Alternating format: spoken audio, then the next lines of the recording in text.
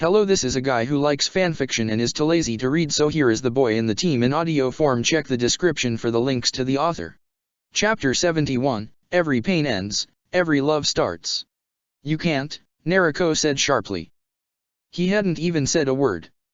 Well, it wasn't Naruko per se, as much as a cage bunshin of her, the real one, had gone shopping with Ino, with the very real promise of returning with a vengeance if he as much as tried to go anywhere.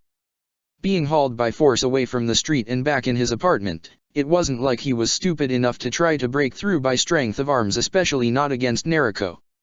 I had no intention of. You still can't, insisted Naruko, her arms crossed over her chest. You can't do it, Shin-chan. I had no intention of doing anything, Shinku stressed. Nuh-uh. I saw you stop and gaze at the headline. You aren't going anywhere. You can't kill a diplomatic guest of Konoha, Shin-chan, she added softly. You'd become a criminal. Then I'd have to visit you in prison and our budding love would die as you fall into the charms of your cellmate, she sniffled. I can't let you do it, Shin-chan. I have boxes to move, Naruko, he grumbled, gesturing at the remaining cardboard boxes. You even had me return outright without buying the groceries. I'm not a children and I'm not going to try to kill a diplomat from Takigakure, which is an allied village. There was a knock at the door. Naruko went over to open it, holding a smile on her face as Sasuke and Kakashi entered. Hanabi came in a bit later, holding on to a basket. I brought refreshments, she said, sitting down to the side of Shinku and putting the basket on top of the cardboard box used as a table replacement, and liquid chocolate. I brought porn. Kakashi exclaimed, only for the Ika to suddenly combust into flames from a simple glare of Sasuke. No. Ika Extreme Soapland Edition. How could you, Sasuke? Naruko yelled, it was even the limited edition with a Soapland scented soap included. Kakashi wiped away a mock tear. So dies another glorious and holy book of Saint Porn. May he forever be remembered as a parchment filled with the hopes of the young, the sweat of the fingers, the... I have access to your clinical record, Kakashi-sensei, Sasuke said firmly. I can always push as urgent your prostrate exam. Kakashi stiffened, before chuckling, and then laughing aloud, albeit nervously. There will be no need. Of course, we are here to keep Shinku under guard. Someone filed a mission about it? He asked offhandedly. Naruko nodded firmly. I did, she said. S rank and all. No reason to ignore it. You paid for an S rank to keep me under surveillance, Shinku deadpanned in disbelief. I still have the groceries too. Done. A Naruko cage bunshin entered from the window, carrying a large amount of plastic bags. Ramen was on sale? Shinku blinked. You didn't buy only ramen, right? Of course not, Naruko grinned, before throwing a condom box in his direction. The cashier was so nice. She told me there are a few things you can do with. The condom box utterly cracked apart in midair because of a Gyuken strike of Hanabi. Namikaze-san, the Hyuga said frostily. Please, stop sexually harassing the one we have to protect. Don't worry, she winked, I have at least 5 other boxes. They come in different flavors too. But I do wonder why people would chew on them. Hanabi turned crimson, then an angry purple, and finally began to tremble with ill-contained rage as a small dribble of blood fell down her nose. That's improper. No proper lady would. What are you making me say anyway? You understand I have a dinner planned for tonight, Shinku deadpanned. And that you can't simply keep me here imprisoned against my will. Ma, Kakashi muttered. I tried to reason with them, the silver-haired Jounin said, but they wouldn't listen. I'm sure you tried your hardest, Shinku nodded. He carefully took one of the offered sandwiches from Hanabi, giving it a careful bite. The taste of lettuce and tomato mixed with that of tuna fish. It was a very simple sandwich, but he still finished it in a few bites. The girl then looked at him with hopeful eyes, while her face remained stern and uncaring, although she did appear tense. It was good, Shinku replied. Hanabi exhaled in relief, a hand to her chest. Naruko simply dropped down, her head on Shinku's lap. Ma. I want one too. She pouted, blinking her eyes open and gazing upwards. You're a cage bunshin, Shinku deadpanned. But I want one too. The other Cage Bunshin sighed as she simply sat down. Oi, Shin-chan. How about we come with you tonight? I mean, shouldn't we show our gratefulness to Team 10? Shinku raised an eyebrow, even as the Cage Bunshin with the head on his lap began to fiddle with the shirt's right sleeve that he had tied into a knot and left to hang while making Naya sounds. They did bring you back to Konoha, didn't they? We should thank them too, Nariko continued. And I have just received the image of this very cute dress. I think I'm going to. She blinked. Yep, I bought it. So I really need to try it, she smiled, unless you want to go on a date, only us, all alone, and then bring me back here after making me tipsy and... Suzuki understood the pleading look of Shinku and swiftly jabbed a shuriken in the sides of Nariko's Cage Bunshin. It detonated in a puff of smoke, leaving behind only the other one on Shinku's lap, who groaned.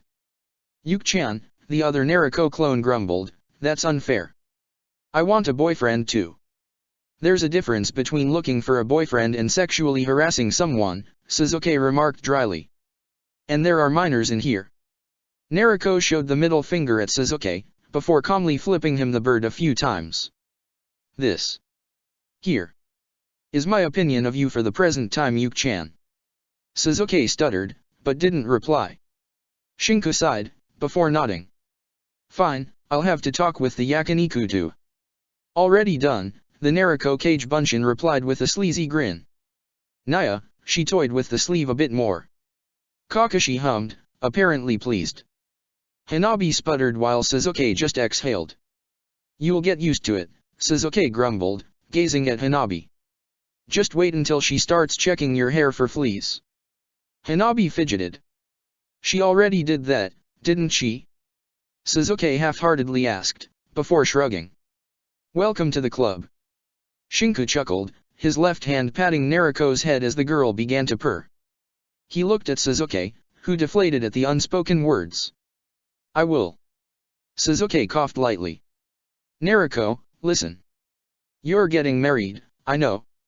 I'm good too at reading Shin-chan's silent speech gaze. He's saying, I'm not so easy to read, Nariko, too now, and now it's, I don't believe this, followed by, will you stop saying random sentences that somehow make sense for the current circumstance? Now he's thinking, this is creepy, really, stop. I was actually thinking about how much money to bring for tonight dinner, since I'm the one paying, Shinku replied. I tend to ignore the Nariko-esque speech most of the time. Nariko pouted, before pinching Shinku's right side. Bad. Bad, Shin-chan. You don't ignore a Nico girl, Naya. Nico girl. Hanabi mouthed to Suzuki. Duh, Nariko replied. Being a fox would mean being a vixen girl, and that sounds wrong. Therefore, I'm a cat girl. Hanabi can be the owl girl. Why do I have to be an owl? Hanabi spluttered with her face red. You have big, wide eyes and you blink a lot. That's the Byakugan. You cannot define the noble and ancient bloodline of the Byakugan by calling it similar to an owl's eyes. And Suzuki is a dog. One of those prissy, pampered bitches with curls and really smooth hair that needs a bath every 5 seconds. Is this your way of being mad at me, Nariko? Suzuki asked. But he's not just any bitch, nope, Nariko continued, he's a neutered bitch. So he's not even a girly girl or a male, but a stuck-up bastard without balls. Shinku blinked. That's, surprisingly on the point. Shinku.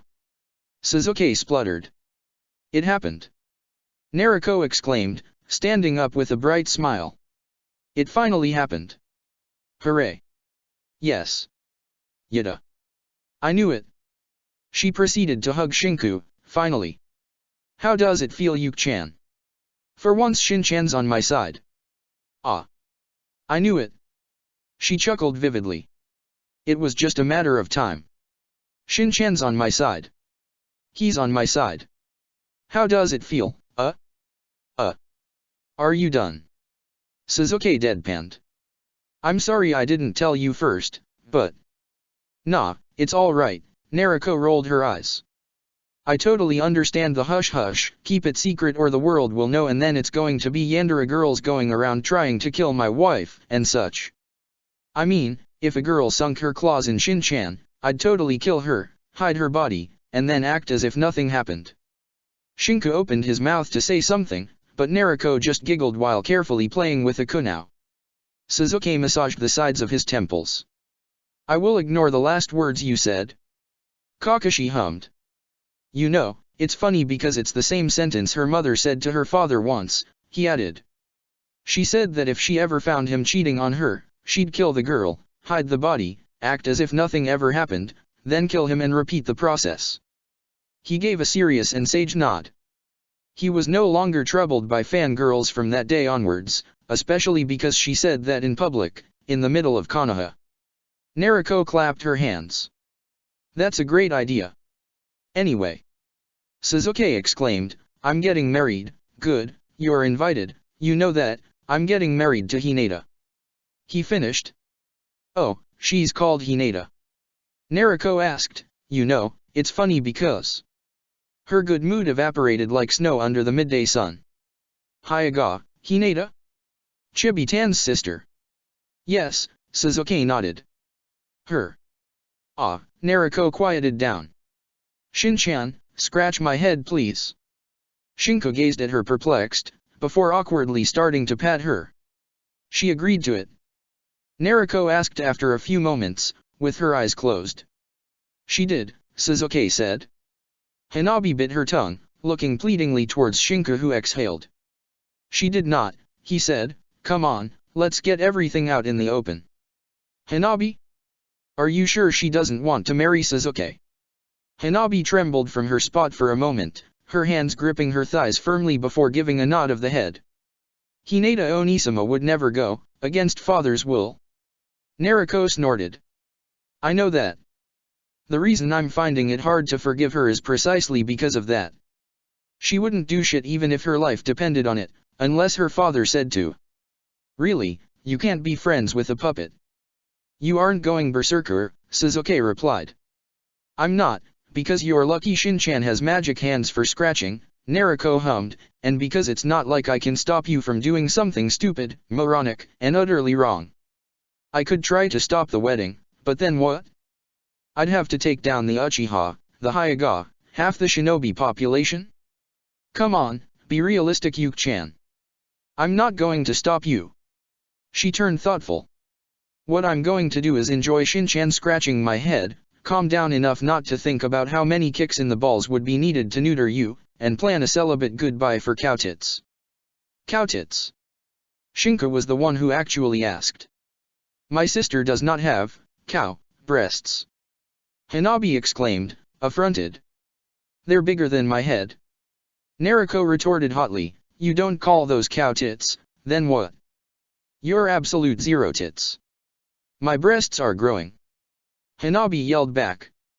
There she turned red as she gazed towards the disbelieving look of Shinku and Sasuke, before the next words died in her mouth.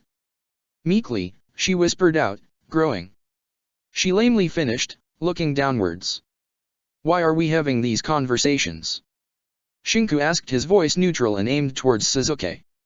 You know, normal people, they have normal conversations about the weather, the clouds, pets, or you know, work and things like that. We have Naruko, Sasuke deadpanned. You want normal, you should have tried another team.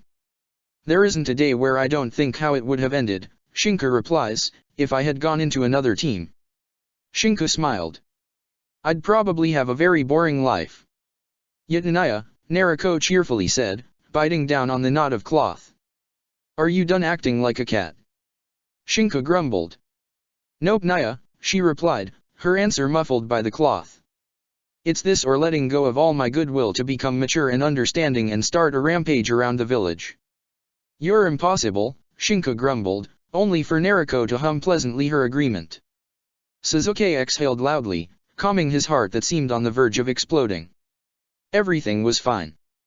Naruko had surprisingly understood. Maybe there really wasn't a problem at all. The future looked good. Kabuto Yakushi hummed as he gazed at the copy of the clinical data of Shinku. The cellular regeneration of the dead cells that belonged to a byproduct of a Hashirama clone gone wrong, based on an old document of Orochimaru, was intriguing. He needed a live sample. Something had clearly awoken and revitalized them. He needed a live sample. No clinical test was effective unless repeated under the same controlled circumstances that gave birth to it the first time. He gazed at the already vivisected limb. Maybe he could patch it back together and try to force it back inside the main host. That would require delicate hours of invasive surgery to reconnect all the nerves, but he didn't need to do that. He just needed to see if the reason was Shinka's living body, his blood, or some external factor. He'd have to act carefully. He couldn't let this circumstance pass by without doing something. First things first, he'd patch up the arm. He inhaled deeply, breathing in the smell of dried blood and rotten flesh. This will be a wonderful experience. The dinner at the yakiniku turned out precisely as Shinka had expected. Well, actually a bit better, since Nariko didn't accuse anyone of being a backstabbing assassin. She limited her interactions to Ino, her challenges on food to Chuji, and Shikamaru actually simply ate while muttering troublesome every few seconds. Hanabi sat next to him, with the Takubutsu Jounin armor on, but also apparently nervous. He couldn't fault her. While everyone else had come wearing nothing special of sorts, both Nariko and Ino had turned it into a glorified, who can dress more fashionably, challenge. The eyes of everyone in the restaurant were on those two, both wearing makeup, trendy clothes and showing maybe a bit too much of skin than required. Did I ever stand a chance? Hanabi whispered, looking towards Nariko and Ino with what easily classified as self-consciousness. I'd be a horrible person if I led you on, and I'd be an even worse one if I told you that beauty is all that matters, Shinka whispered back. You're just young and with a crush, he murmured.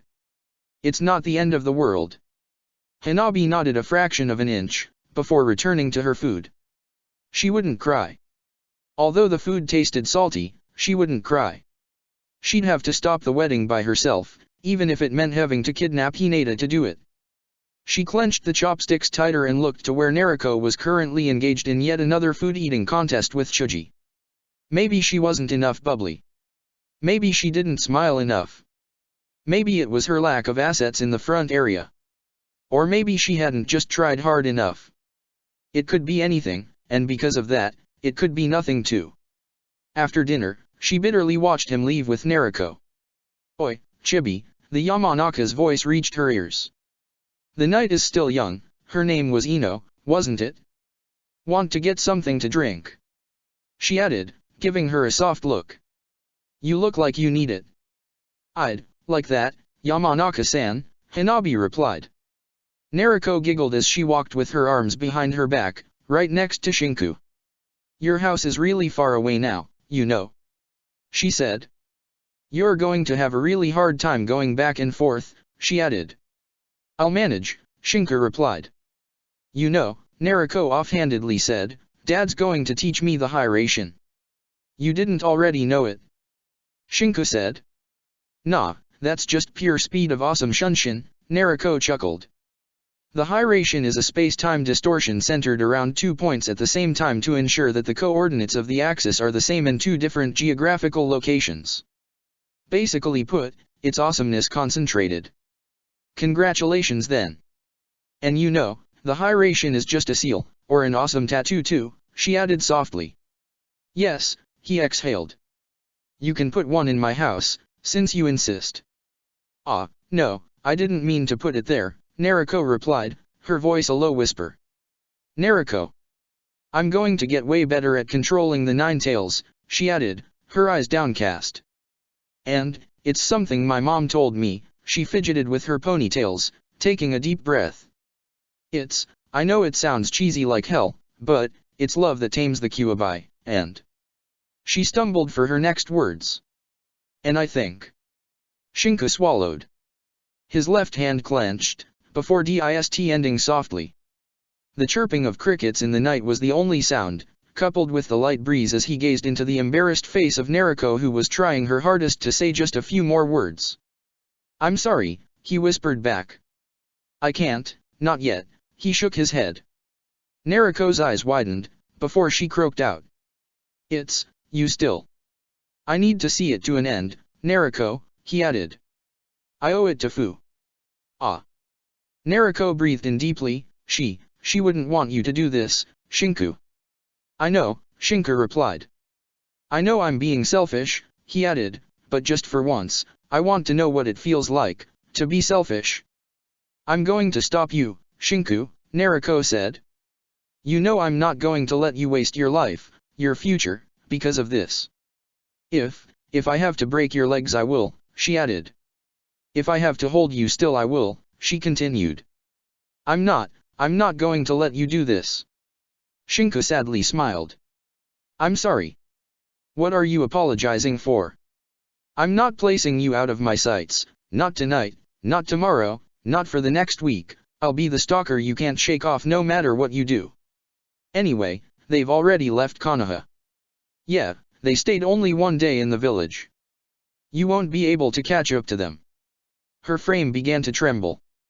You didn't, please tell me you didn't. Kakashi was kind enough to teach me, Shinku acquiesced.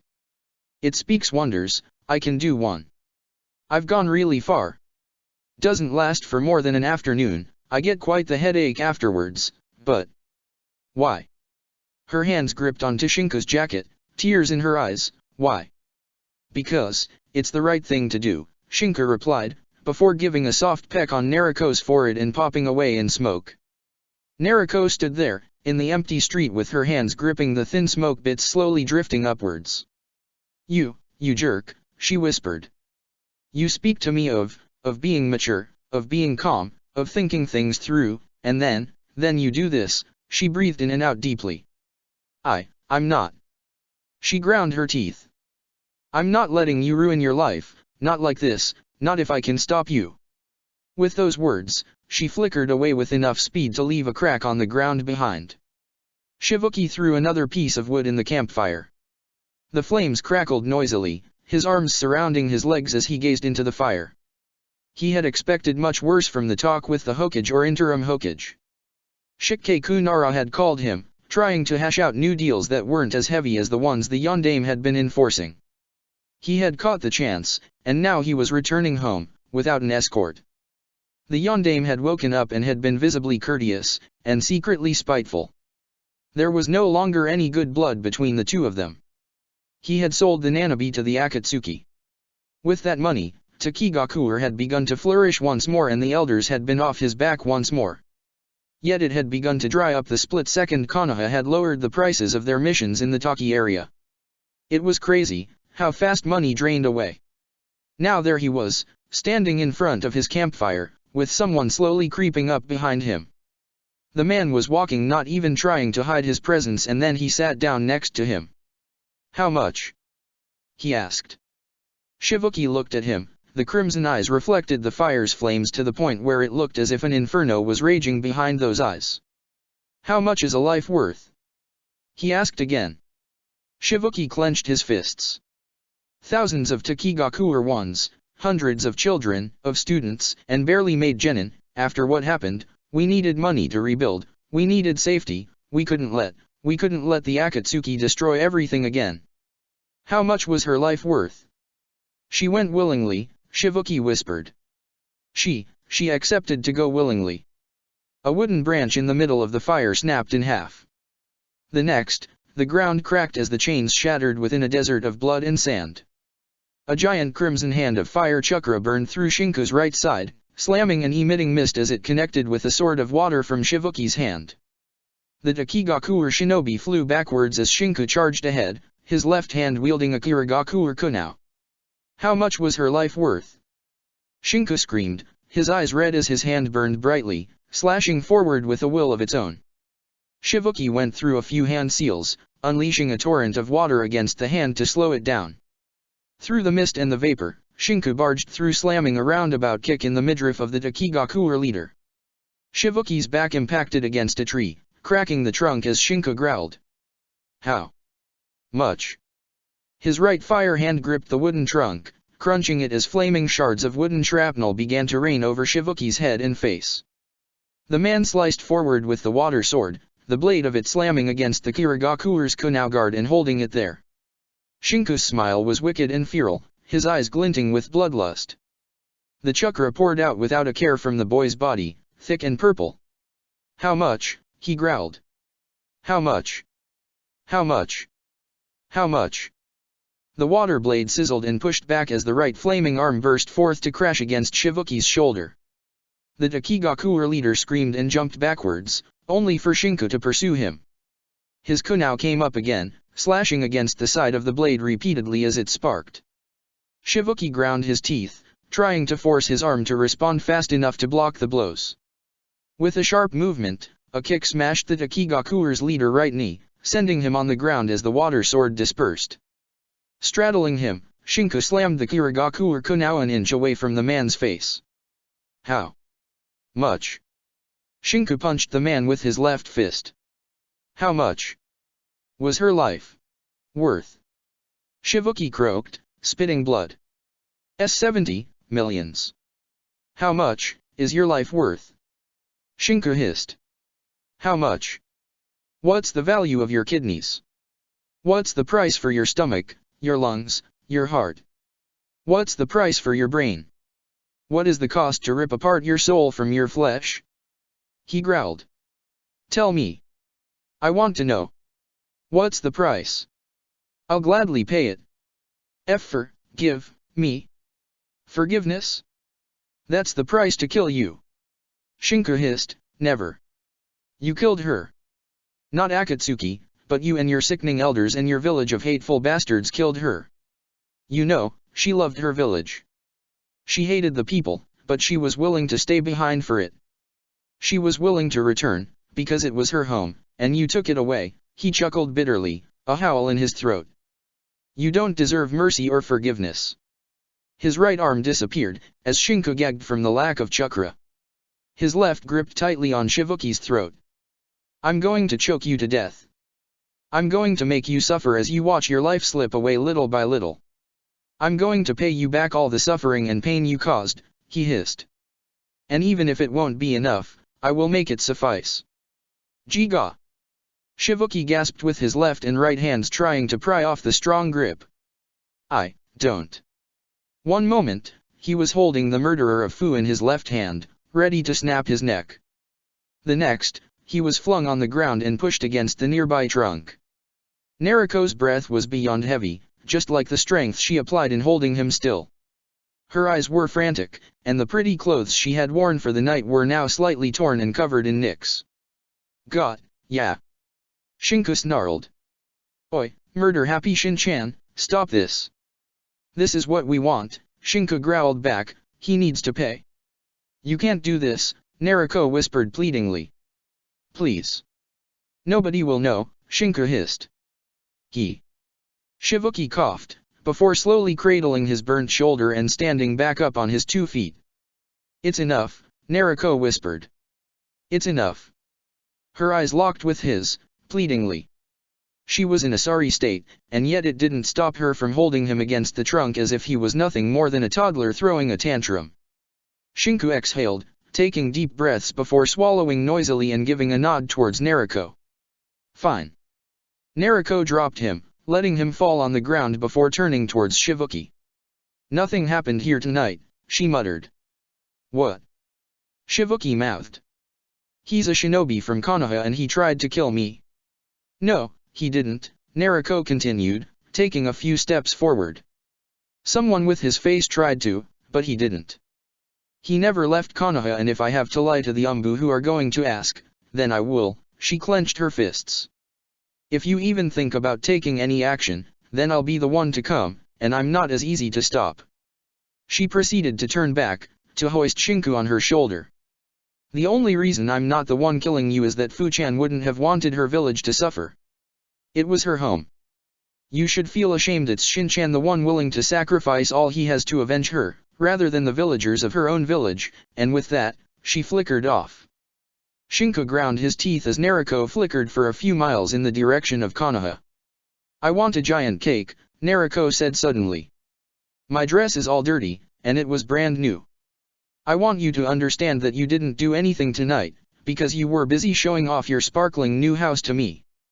I also want you to clearly promise me you will not ever again do something like this. It's non-negotiable, Shin-chan. Why did you stop me? Because you would have regretted it, Nariko replied. You aren't like this, Shin-chan. You know that, I know that. I'm not going to just sit by idly and watch as you destroy yourself. It's fine, everyone makes mistakes, yours was maybe a bit on the drastic side, but hey, still better than when I do one and end up nearly tearing apart a mountain. I see. Shinku exhaled. I promise.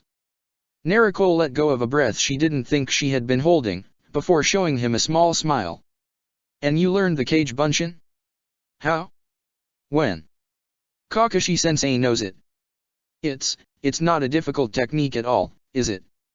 It isn't, Nariko acquiesced. I learned it in less than 2 hours. Ah, he chuckled. I thought it was strange. It took me 3 hours and a half. Well, but, you had only one hand. He sighed. Nah, Shinchan. Yes. You don't have permission to refuse. Refuse what? I love you. Shinku closed his eyes. You know how, it's sort of sneaky of you to say it, now of all times. I don't hesitate and I don't second guess, Shinchan, Nariko chuckled. And well, it's not like I'm giving you the chance to refuse. You'll either have me, or you'll have me. Really? Yep. No refunds. No returns. No saying no. Really? Yeah. You haven't gone deaf, have you? Don't make me repeat myself, she grumbled. Now, all you need to do is say something sappy back and we're set. Or you can just blush and stammer something. You know it's usually the other side around. Oh, don't make this more complicated than it seems. Nariko pouted, just say that your life would be horribly boring without me, and we're set for life. You say really one more time, mister, and you're sleeping on the couch tonight. But it's my house. He spluttered out. Aha. She grinned. That's it. It's done. You stuttered. It's confirmed. He just sighed, a small smile twitching on his lips. Fine. He said, dropping his head back down against Nariko's neck. Tiredness gripped him fiercely, as his eyes closed and his entire body slumped down fast asleep. Nariko hummed. This was just as her mother had said it had worked between her and Dad without the Kumigakure shinobi, of course. She still was totally going to crash Yuki-chan's wedding with a last-minute objection, yelled out at the right moment of course, but that could wait. She had a boyfriend. It was time to study the sacred texts of Ika to find out what was the best way to make him stutter and stammer. Shinchan was simply cute when he did that, much better than the smart-ass or the tough version he used when dealing with shit. She giggled as a dribble of blood fell down her nose. The thought of having simply left the leader of Takigakure back in the woods didn't cross her mind. It was fortunate for the root operatives, however. They had their orders, and as Shivuki gurgled out his last breath, they nodded to one another and returned to Konoha. An unfortunate accident with bandits, unfortunate, extremely so, but which was all the leverage someone needed. Chapter 72, Never Underestimate the Darkness. Danzo smiled as he reviewed the latest reports from his operatives. He had been given more than what he needed, and because of that, he walked right inside the Hokage's office the next morning, just as the sun was rising over the horizon. Minato already knew the day was off to a bad start. It wasn't just Danzo wobbling his way in, or the fact Nariko hadn't returned home last night. It wasn't the fact he had been poisoned while in the hospital that meant even worse. No, the thing that truly troubled Minato was the message from Kumigakure, warning him, yes, actually warning him that the Akatsuki had successfully taken the Hakusabi Jinhiriki. Now all the other villages actually concurred in meeting to discuss the best place to hide away the last remaining Jinhiriki, his daughter, to avoid an unpleasant situation with Akatsuki controlling them all, hypocrites, the lot of them. To what do I owe the pleasure, Shimura-san? He asked, gazing at the old man as he sat down in front of him. I am tired of this game, Danzo replied. There are graver enemies to be fought outside of the walls of Konoha. Infighting is nothing short than a weakness, now. I don't know what you're talking about, Shimura-san, Minato said. An unfortunate string of events, heart attacks, sicknesses, and suicides has left Takigakure without an elder council just recently, Danzo stated. It is unfortunate that we sent so many men to train their future, only to watch as their heads fell. Oh. Minato blinked. His hands clenched. Unfortunate, isn't it? It is, but we can aid, Danzo remarked. Even in this moment of great despair, we can band together to unite the villages, he smiled. It would be the least, wouldn't you agree, Hokage-sama? Shibuki would have to approve, Minato replied. And he. Unfortunate circumstances have followed the leader of Taki, Danzo remarked. He was found dead, his neck neatly sliced, barely a day away from Konoha. Fortunately, a patrol of men found traces. A single long strand of blonde hair. Minato sucked air in sharply, his eyes cold. Danzo. Hokage-sama, Danzo replied, of course I am not accusing the hero of Konoha, but she was seen leaving the village in a hurry last night, only to return with her ex-teammate on her back later on. The man smiled. What would the people say? Of course, bandits killed the poor leader of Takigakuer, right? They would never. I know you're the one behind this, Danzo. But you hold no proof, Danzo replied. Visible or not, you hold no proof, he added. But you see, this isn't why I'm here, he exhaled. Akatsuki has claimed 8 out of 9 Baijuya. This unbalance must be removed, he turned to gaze out of the window. I cherish Konoha more than I cherish anything else, Minato. That is something you cannot understand, I know, stuck as you are with personal feelings and emotional responses, but for Konoha, I would gladly offer my own life and personal ambitions, he smiled. Why now? Why not bring your laurels of peace before, Danzo? Before, I had nothing to gain. Now, we have everything to lose. I will not stand by and watch my village destroyed if I can stop it. The Akatsuki has served its purpose. Now, it can be squashed. You knew from the beginning, Minato whispered. You knew where they were from the beginning, the Yondaime hissed. Ah, indeed, Danzo nodded slowly. But now, we can strike before they are prepared. It is not the time to battle each other, Yondaime. Minato clenched his fists tightly, to the point of drawing blood from his palms. What do you propose, then? Root remains as a private security force, for Umbu work too dark to be revealed to the public both within and outside of the village, Danzo said. I will retire from the political activity, he added, earning a surprised look from the Hokage, but I will remain as an overseer of Root's activities until the day I die, and when that happens, the full command and control of the remaining Root operatives will pass to the Hokage. An observer for the Jinhiraki's training will come from Root, to ensure the girl is capable of doing what is expected of her. The fact you know of the training I'm planning on making her go through, when I did all I could to keep it hidden, just speaks by itself on how dire our defenses are against spies. Or maybe it just speaks highly of my operatives, Danzo replied. I hope you will treat them well. They are perfectly oiled tools, willing to die at a moment's notice for the good of Konoha. You're delivering Root to me, Minato whispered. You're just giving it off, in exchange for what? Reassurance, Minato, Danzo replied. You see those walls? Those mountains? Do you see those trees that surround us and those buildings that rise up in the sky? I want to see them again tomorrow, and the next year, and the year after that. If you do not comply, I'll wrestle control of Konoha from your hands. If you comply, you get everything. It's too good of an offer, Danzo. There is always a catch, Minato whispered. Not a catch, but a dire warning. Do not deliver the Jinhiraki back to their nations, once you have reacquired them, Danzo continued. They lost them, they have no right to claim them back. They all failed in keeping their promises of peace that the first Hokage made them pledge after all. The Jinhiraki were bound to belong to us anyway. Annex Takigaku are now headless and without leaders and take for Konoha the nation that hides the Akatsuki. Danzo's hands gripped firmly on his cane. I do not care about who holds the hat more than I care about the name of the waiter that serves me tea. I care for Konoha.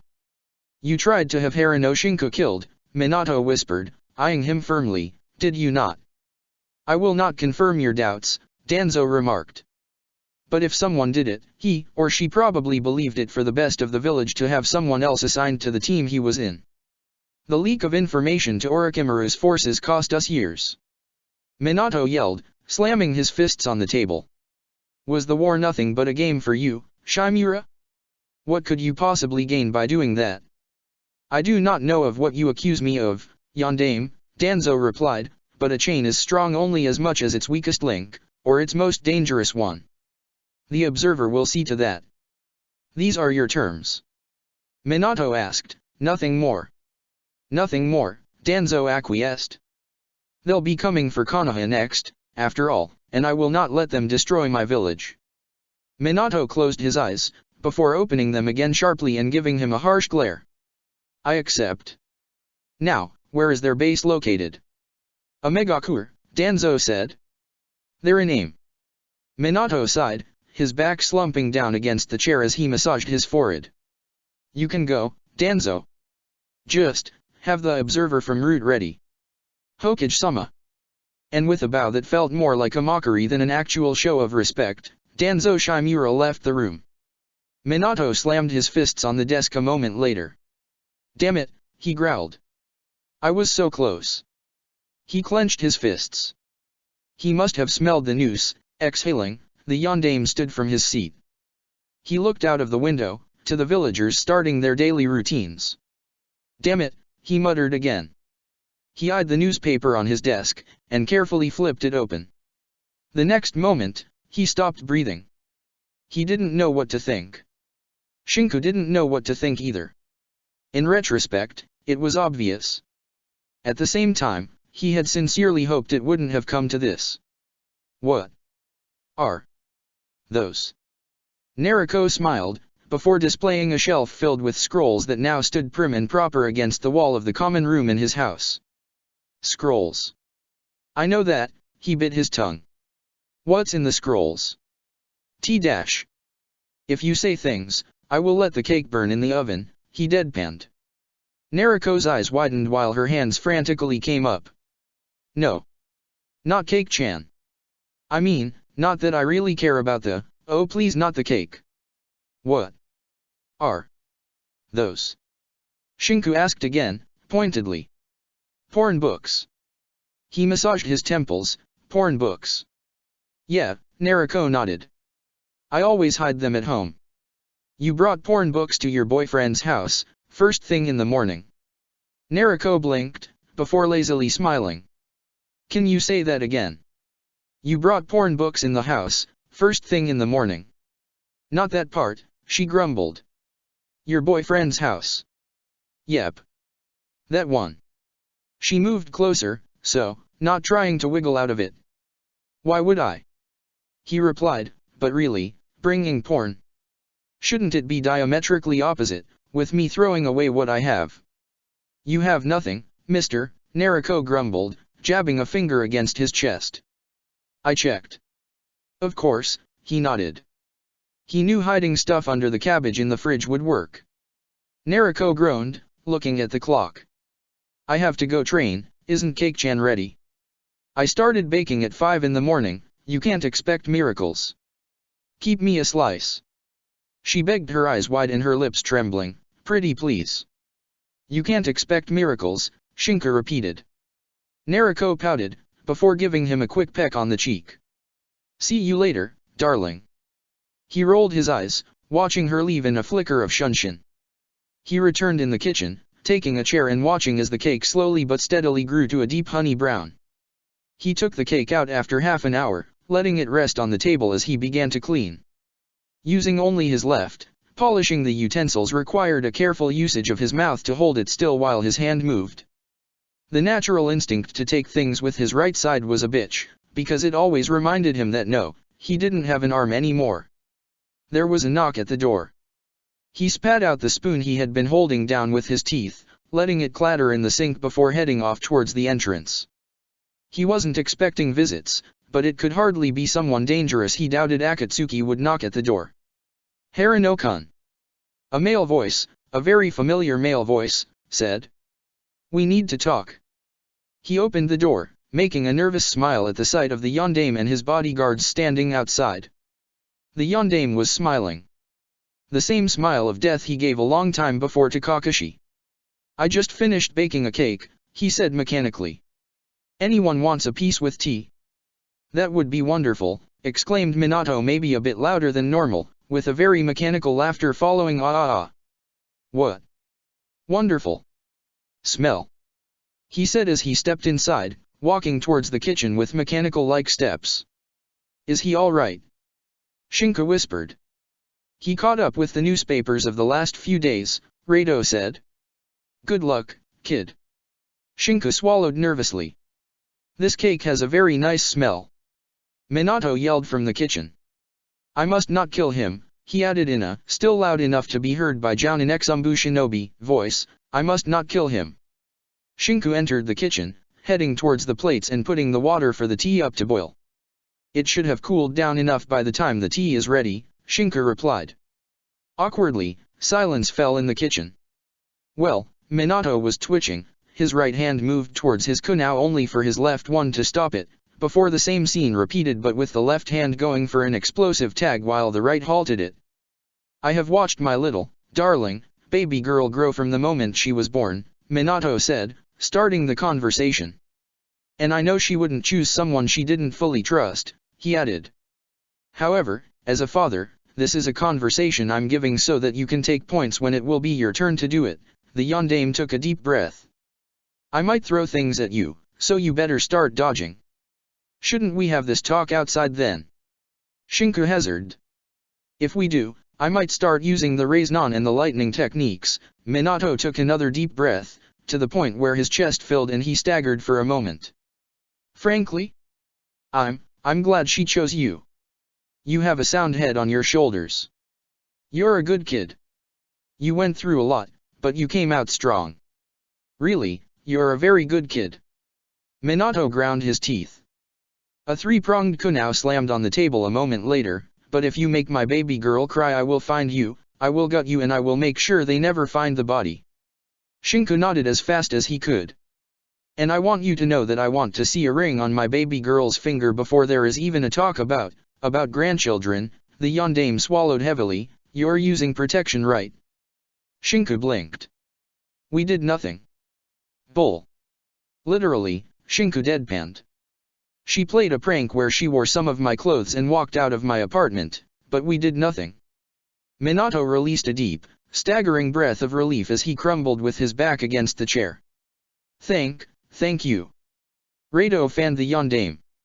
Ah. The yondaime wiped away the sweat from his forehead. The water began to bubble. Shinku stood to put the tea leaves inside, before grabbing 4 cups and depositing them on the table, next to 4 plates. So, what's the other reason for visiting, Hokage-sama? Shinku asked, cutting off the slices. You wouldn't have waited for Nariko to leave if it had been a simple talk of, don't you dare harm my daughter, what's the real reason? Minato accepted the cake and the tea with a grateful expression, before replying. We found Akatsuki's base, he acquiesced. They're located in a megakure. They have kidnapped the Hakusabi, and are now probably heading back over there to extract it. Kyumo has found all of their bases in their country, so they have no choice. Konoha will lead a joint operation with all the elemental countries' villages to take back the lost Baijuryua. Minato exhaled.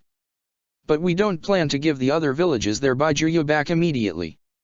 We plan to get a hold of whatever means they are using to keep the Baijuryua prisoners and transport it back to Konoha. I already sent Jiraiya ahead to scout. Shinku inclined his head to the side, but the other nations wanted Nariko away from the battlefield. If we mobilize too late that might happen. The Akatsuki will only need Nariko to finish whatever they're planning to do with all 9 Baijuryua. So, I have to do what? Shinku asked, this is a bit too big to hide from Nariko, don't you think? It was in the agreement with the other villages. Nariko will act as a bodyguard for the 5 daimyo in an undisclosed location. The daimyo. The only way to make sure the agreement is respected is to have something everyone needs under check by everyone else, Minato replied softly. There's a punchline, isn't there? He handed the cake over to Rado and Namayoshi, before sitting down with his own slice in front of him. The village might come under attack during the peace talks, as Akatsuki will certainly try to reclaim the Baijuryua. So, what? I'm leaving your generation of shinobi and younger in charge of evacuating the civilians in case of attack, Minato replied. You will be working with Danzo Shimura to prepare the evacuation routes of the village should an attack happen. Shinka's breathing hitched. Minato grimaced, and then nodded. He didn't need to be told anything else, did he? Wait. I will. He blinked. I'm out of active service, aren't I? Lacking an arm won't stop you from directing the civilians out of the village. There is little chance of Akatsuki actually attacking head-on, and if they do then your priority is to ensure the civilians can safely evacuate the village and head towards the capital or Odafukugai. Shikaku Nara will coordinate the defenses, but against S-rank shinobi more heads are required. Your generation will be entrusted with evacuating the civilians, which are a fundamental part of the village. Shinku awkwardly nodded, before drumming his fingers on the table. At least there will be Suzuki. When will the strike begin? Shikaka theorized it would take at least 3 months for Akatsuki to reach Omegakure by skirting around the coast and taking the paths further away from villages they can't risk being discovered, since we're hounding them every step of the way and they're carrying a very dangerous prisoner. 3 months. We'll strike in 2, Minato replied. And return within the week.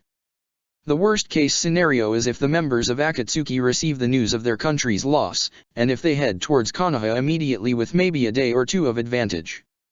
Why would they head towards the village anyway? Only for revenge? Shinka whispered. No, Minato shook his head. They'd head there because the Kyuubi would be, to their knowledge, there. The Yondaime watched the tea leaves float softly to the top of the cup.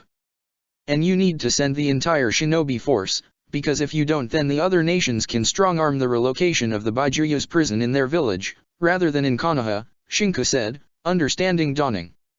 You aren't actually allying with them, just working together for the same objective.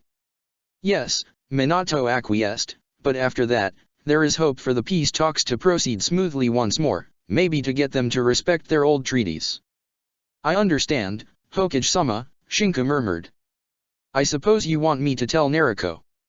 If you would, Minato smiled as he took a bite of the cake. It's good. Shinka couldn't do miracles. He could save a slice, hiding it in the fridge, but he couldn't do anything but stare as the cake slowly dwindled down to nothing in a matter of minutes. Of course, you'll have to do the proper thing and ask for Nariko's hand in marriage to me, young man, Minato finished, coughing to regain his father tone. And bring cake when you do. All right. Once more, Shinku ended up washing forks and plates.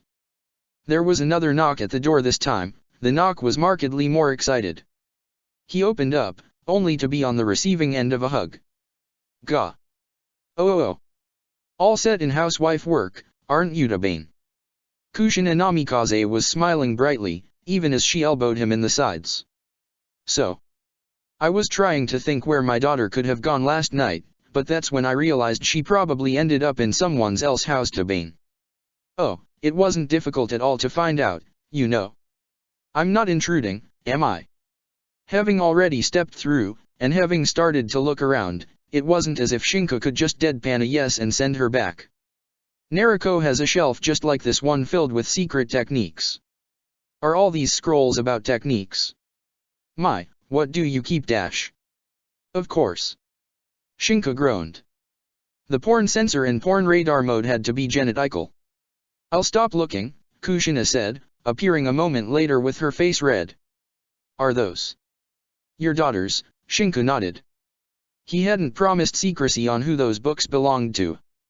Kushina rolled her eyes, exhaling in disbelief. I can't believe that girl, Tabane. Anyway. You're coming soon. Coming. Shinka blinked. Where? Why? Training. Kushina opened the fridge. He watched as she moved the cabbage away only to find nothing. I could have sworn she had told you. Well. There is nothing better than a vegetable mix before starting the day. Starting the day doing what? To control the Kyuubi, I thought she had told you. Shinka blinked. She told me it required love. I don't understand what that has to do with training, of all things. Oh. It's simple, really, Kushina smiled. We're doing a bit of a joint effort with Yamanaka-san to get to the bottom of the problems. Yamanaka? Inoichi, Kushina said, offhandedly turning on the mixer. You'll need your energies, I'm pretty sure of it. What exactly are we going to do? Shinku asked. You are, Kushina retorted, you'll be going inside my little baby's head, and, tell her you love her and such. And why is that necessary? Arg, so many questions. Kushina grumbled, because she can't seem to get the better of her problems without a helping hand. And I'm not capable of helping her. You're the one required. I mean, it's sort of sad for me to say it, but, she needs you more than she needs me. I'm pretty sure she doesn't. She does, Kushina nodded softly. She really does. She needs you, and Sasuke, and friends around her. Parents are a bit too old to really understand what goes through you youngsters' heads nowadays, and that's why she needs you. Shinku drank the horrendous concoction of vegetables, before gazing at the now empty plate that once contained a slice of cake on it. He mentally rolled his eyes. They really were mother and daughter, weren't they? Naruko fidgeted. Inoichi crossed his arms, his back against the nearby wall. Tenzo stood in a corner, while around them the training grounds in the Konoha's mountain, the ones her father had used to master the Hiraishin, remained quiet. I can totally do this alone, Naruko whispered, clenching her hands on her knees, cross-legged on the floor as she was. She pointed at Tenzo. And if I make a mistake, there's Tree Guy over there. Are you afraid? Inoichi asked, of hurting others? Of hurting Shinku, in particular. Naruko winced, averting her gaze. It's just, last time we tried this I nearly lost control. Tree Guy was fast, but a second too late and I would have chopped Mom up again. The higher the stake, the higher the chances of keeping control, Tenzo remarked. You were just about to reach the 8th tail last time, Namikaze-san. And you regained control immediately when you returned to the 7th one. Still, Naruko swallowed. Can't I try by myself? Inoichi shook his head. They'll be here any moment now, he remarked. Indeed, Kushina and Shinku arrived a moment later. Hey, Shinku smiled, giving a nod towards her. She grimaced, before returning a smile. All right then, Kushina said, don't worry now, she added towards Naruko. It's going to be all right. Tenzo took position, going through the hand seals to summon thick and tall bars around them. Shinku absent-mindedly scratched the right side of his shoulder. Now, what we'll be trying to do is offset the negative energy the Kyuubi chakra has. It's not the first time we try this, Kushina explained, while Shinku nodded, his eyes thoughtful as the wooden cage calmly covered the three of them, Naruko being at the center of all three.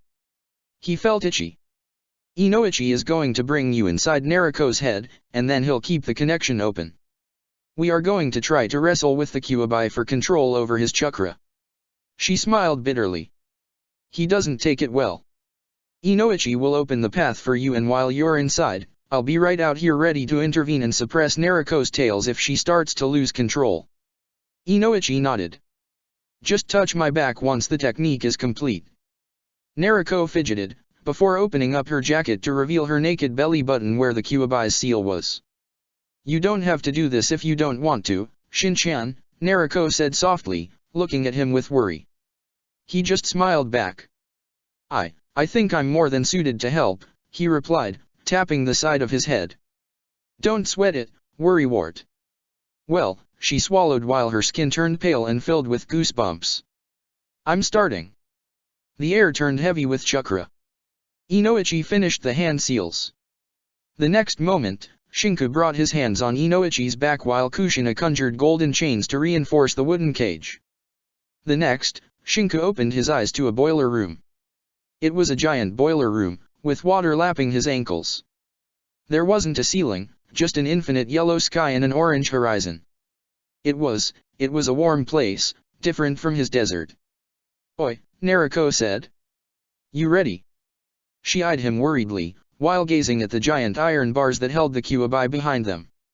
Only, it didn't seem there was a giant fox behind the bars. There was only pitch-black darkness. We are, another voice replied, and Shinku turned and stared. What? Inner snorted, arms crossed over his chest. You thought I'd just stand back and watch? This is going to be awesome. Naruko gave a curious look from one to the other. This isn't going to be a problem, right? If you're here, Outer remarked. Then who's keeping? Oh, he'll be fine, Inner rolled his eyes. He won't be going anywhere. Nariko mumbled, well, you're fine, right? Yes, Inner and Outer chorused, we're all right. Oh, good. Very good, Nariko nodded firmly. Well, now we just need to start. She neared the bars, swallowing nervously once more. Ah, are you really fine with this? It's going to be dangerous, and... Shinku raised an eyebrow. His right hand patted gently on Nariko's left shoulder. His left hand patted firmly on Nariko's right shoulder. It's all right, he whispered. You talking stereo is going to be a thing in here. Nariko said, half-heartedly smiling. Got a problem with that? Inner snorted. Nariko shook her head. Thanks, she whispered, for being here.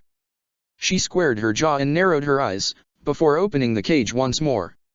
Well, let's get this over with, and with those words, the cage's sides literally exploded as the sky turned a dark orange tint.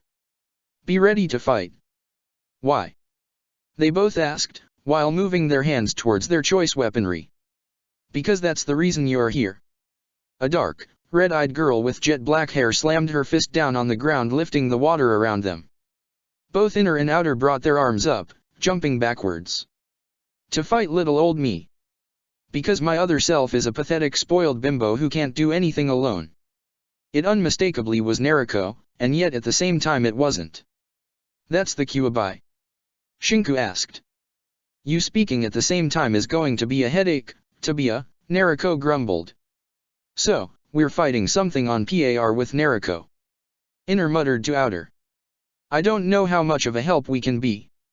Nariko the other one slammed a fist into her opposite. The two began to crash heads, fists, arms one against the other, while Shinku waited for his moment to strike. They're evenly matched, Outer murmured, but when they start slowing down, that's when we can strike, but we have to be careful because halfway towards it she might probably. Yami Nariko flickered away, reappearing with her fist ready to hit Outer's face. Inner shunshined forward, tackling the girl on the side with the full brunt of his spike armor. Oh, he blinked. I'm armored. He flexed his arms. Right, he cracked his neck as the spikes disappeared from his jacket. Ready. Outer nodded, slamming both hands together before erupting streams of fire that forced Yami Nariko to cartwheel to the side. The real Nariko punched Yami Nariko in the stomach, making her gag and sail in the air where Inner was ready with a Kirigaku or Kunao. He thrust forward, but Yami Nariko twisted in midair, grabbing him by the arm and throwing him against the ground before he had a chance to react. Gah! Murder happy Shin-chan! Nariko yelled, only for Outer to charge ahead and tackle Inner, dulling the otherwise fatal blow. Got you! Outer muttered, letting Inner down and turning to stare at Yami Nariko in the midst of fighting the real one. Inner and Outer thrust their arms forward then, as flames erupted from their mouth in tandem. They snaked across the water of the room, before it rose and crashed against them. The same trick won't work twice, weakling. A Bijudama erupted from Yami Nariko's mouth, pushing through the water and leaving behind only scorched ground as it slammed against the hastily scrambled-up water wall of the two Shinku. The explosion deafened them, but not before both of them began their charge once more. Nariko prepared to raise Non, two of her clones helping her out. Yami Nariko didn't care, instead avoiding the blows of the Inner and Outer combo. Inner thrust from his sleeves barbed wire, which coiled around Yami Nariko, while Outer flung explosive tags upon it. They both cleared the area as Nariko came crashing down, a giant raise-non in her hand. The explosion forced Shinku to wince and shield his face with his arms again. Shin-chan! Are you alright? Nariko yelled. Shinku carefully looked back at the devastation wrought, but Yami Nariko stood once more, utterly uncaring of the damage received. She was breathing hard, but so too was Nariko herself.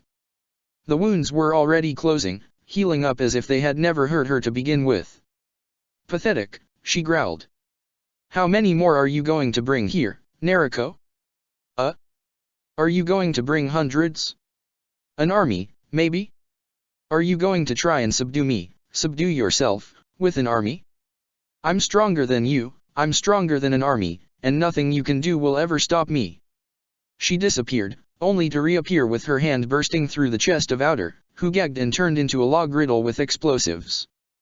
The log exploded, forcing Yami Nariko backwards, but with a feral and hatred-filled growl in her face.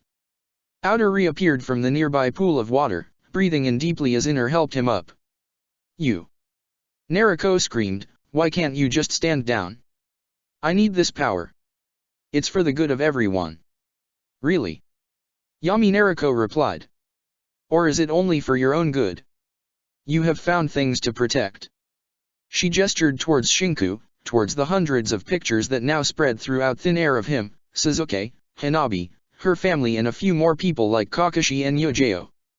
"You aren't worth it. You're a weapon for Konoha. You're a figurehead. You can't even cry when you're sad." "That's not true." Nariko snarled. "I can cry. I can be sad or angry." "You mean, with this person?" Yami pointed at Shinku. "This pathetic excuse of a coward that left the shinobi service, that left us, because he lost a limb? You mean him? The one person that we wanted to abandon in the forest and that we didn't even want as a teammate? The person you despised for being a weak, fool kid who caved in under pressure? This no-name belonging to no clan that can barely stand his ground against a genin most of the time." "That's not true!" Nariko yelled, clenching her fists. "That's not true, Shin-chan." "Shin-chan," Yami Nariko snorted. "You can't even call him Shinku. What is he, a pet? A dog? Of course, he's a friend that never says no, so he can be your little pet project for finding a boyfriend. There's no risk included. He wouldn't say no. He wouldn't say no to you even after seeing how much of a stupid blonde bimbo you are. Love? You don't love him. You don't love anyone but yourself. You're a selfish and despicable creature, who can't think of anything but what other people have and you will forever lack." The water began to boil. "You're a jealous, conniving, sadistic whore. You saw how Hanabi was trying her hardest to catch Shinku's attention, and you threw yourself in the middle of it. You were jealous. You were jealous of Fu and you are jealous of her even now. Because she was the first, and you're the second best. You dislike being second, isn't that right? You dislike being the second choice, the one chosen because Fu died. You're actually happy she died, aren't you? Stop saying that." Nariko shrieked, "It's not true. Nothing of it is. You're happy Shinku chose to say yes to you. You took away his option of refusing. You're as insecure as ever. You can't stand it, losing friends. You're despicable, you're horrible, you're nothing short than a putrid cancer. You rot away the life of the people around you. And you are never strong enough. When it came to Orochimaru, when it came to Sasori, when it came saving Shinku, you were never strong enough. If you hadn't been born, nobody would have died. If you hadn't been born, Shinku wouldn't be in that state. If you hadn't been born, you wouldn't have hurt so many people along the way." Yami Nariko chuckled aloud, bringing her head back to laugh. "What are you going to do now, I wonder? I am you. Everything I said is a part of you. Can you accept it, I wonder? Can you accept the fact you enjoyed watching Shinku leave Fu behind for you? Can you accept being jealous of a 15-year-old who had more courage than you? Can you accept all of the countless things you refused to even look at?" "I." Nariko swallowed. "I." "Inner," Shinku whispered. "Outer," Shinku replied. They both chuckled at the same time, shaking their heads. "I feel like crying," they both said at the same time. "You have my same feeling, I suppose," Inner murmured. "Man, this sucks. I suppose." Outer said, "That this is goodbye." "Shin-chan." Nariko murmured in his direction. Even Yami raised an eyebrow, not knowing what was going on. "Let's do this together, all right." Shinku smiled towards Nariko. "You'll accept your own darkness, and I'll accept mine." Outer bitterly raised his right hand. Inner brought up his left. "What's fair, is fair," they both murmured. The walls trembled as water left the place to stand as red as blood. A moon dripped the crimson liquid from the sky, as the ground cracked apart. "Shin-chan." Nariko muttered. I tested this with the mind technique of the Yamanaka clan, and with the Sharingan-induced illusions of the Genjutsu, Shinku replied firmly. I have a very strong yin chakra. It's the reason why Zabuza said we were similar, he has the same thing. My mind is mine. Literally speaking, it takes me little time to wrestle control of anything related to yin chakra away from the one casting the technique, Shinku chuckled bitterly. My specialty, how funny, isn't it? I'm special. It took me more than 5 years to realize it, but there you have it. He gestured around. This is my mind, and this. He pointed towards the columns that rose from the sand. Is my secret. The columns cracked apart. The howling came first, soon followed by the chains clanking and shattering apart as a vicious mixture of what the Kyuubi and the Suzanu's child could be emerged from the sands. You have insecurities, Naruko. Shinku said with his head shaking. I have worse.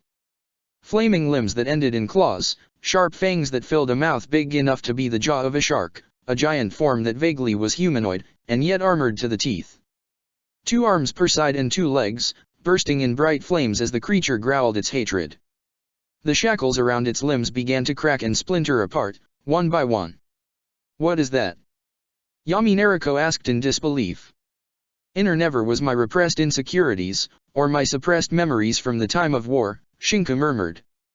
He pointed at the creature. Inner and outer are me, that's, he pointed once more at the thing. That is my own version of you. Shin-chan. Naruko murmured, It's big, isn't it? Shinku acquiesced.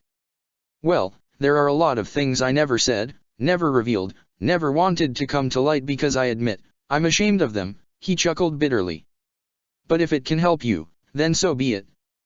How is that going to help? You're trying to sick it on me. Yami Naruko retorted hotly. Oh no, Shinku shook his head. The problem is, I'll have to accept him just as I have accepted Inner. That's what you have to do, Naruko. If I can manage to, then so can you. Shin-chan, why are you doing this? Naruko murmured. There. Another chain snapped, the beast coming closer to freedom than before. I can. Naruko, Shinku smiled. Not everything has to revolve around you. Just watch, the both of you, as I'm the one teaching now, at least this little thing. He chuckled once more, fist bumping Inner. Then they walked together, towards the monster breaking free from its jail of shackles and chains. This is going to hurt, Shinku murmured. He waited a heartbeat, before making a sad smirk on his face. It's going to hurt like hell. Author's note. Cliffhanger. I'm rehashing the ending of Naruto to avoid having to go through the I have the bigger nuke bomb technique of the last chapters. Sure, there are nuke bombs, but seriously. Say goodbye to Inner. No waterfall of truth stuff. No Kyuubi going rawr. We've got Yami Naruko, who ate the Kyuubi for breakfast. And it's sort of funny how things turned out to be similar to the canon ending, although completely different. I think, 18 chapters, maybe less, and we'll be over with this story. I admit, this was something I had seen coming since long, very long, ago. Since the moment of the double personality actually, because it fits. I mean, Naruto having to face his dark self and Sakura having a split personality sort of meshed together, but then Kishi just forgot about it and amen to that. Somebody asked for a crossover of Introverted with the boy in the team. Enjoy the omake. Shin-chan. Naruko yelled, her hands cupped around her mouth. Will you stop yelling? Sakura exclaimed, her hands to her ears. You're scaring my little darling. Oi. Get your filthy pedophile hands off my son. Naruko growled, grabbing a hold of her son from the perverted aunt. Mom. Her little boy whined, I'm 5. I don't want to be carried. Nonsense, Naruko rolled her eyes. Now, she looked around. Where the hell are we? I'd like to know that too, another voice spoke, this one serious and stern. His cerulean eyes and black hair were the first features Naruko saw, soon followed by the whisker marks on his cheeks. His arms crossed in front of his chest, Naruto Namikaze, Tsuchikage of IWA, gazed around the room with a curious expression. Who's he? Sakura whispered towards Naruko. Maybe I have a long-lost brother or something. Naruko exclaimed, brightly smiling. Right. This is a dream. That's why I can't find my hubby with my hubby sensing powers of love. Naruto grimaced, giving the woman a long look of disdain. Is she sick in the head? He looked towards Sakura, before shaking his head mentally.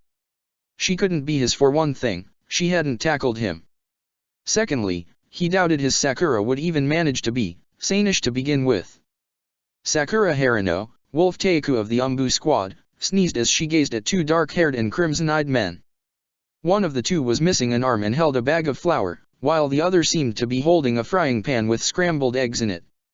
I was cooking, the first remarked. I was baking, the second retorted. Sakura just stared for a moment, before gripping tightly on her tanto and bringing it out. Where are we and who the hell are you? Shinku Haruno. Shinku Ui. They both chorused, before gazing at one another. They gave each other an appreciative glance. You're a shinobi. You have both arms. I'm the Umbu and I'm the one making questions. Sakura yelled, pointing her tanto at both of them. So? Where are we? No clue, they both said, shrugging. That's not an answer. Sakura barked, only to hear a sneeze. Ouch, she spun, preparing herself to strike when. Oh, there was an adorable chibi Naruto, and now that she looked around, the surroundings were pretty much those of Konoha. Hi. Chibi Naruto waved a hand at them. Are you new here? He asked. Sakura began to dribble blood from her nose. Shinku Ui exhaled.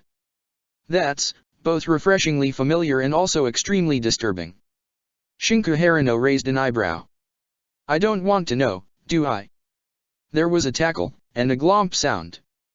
No, Shinku Ui said. You do not want to know. Chubby cheeks. Yes. You're mine. Only mine. Sakura said, giggling. Both Shinku shuddered visibly, before starting to walk backwards very slowly. Chapter 73, The Consequences of Being Sane. Help me. 2 words. Easy. Wrong. Difficult. Dead last. Incapable. Weak. Help me. I can't do this. I need help. I don't want to. Mom. Dad. I hate this stuff. The words began. They slammed through Shinku's head as soon as he stepped forward. They didn't come from the demon, from the claws, or from the monstrous face that was half that of a snarling demon and half that of a man with sunken eyes. No. The voices came from the sand. They came from the blood. They came from the sky and the air, like tiny whispers that suddenly grew in intensity. I don't want to be a shinobi. Why are you insisting?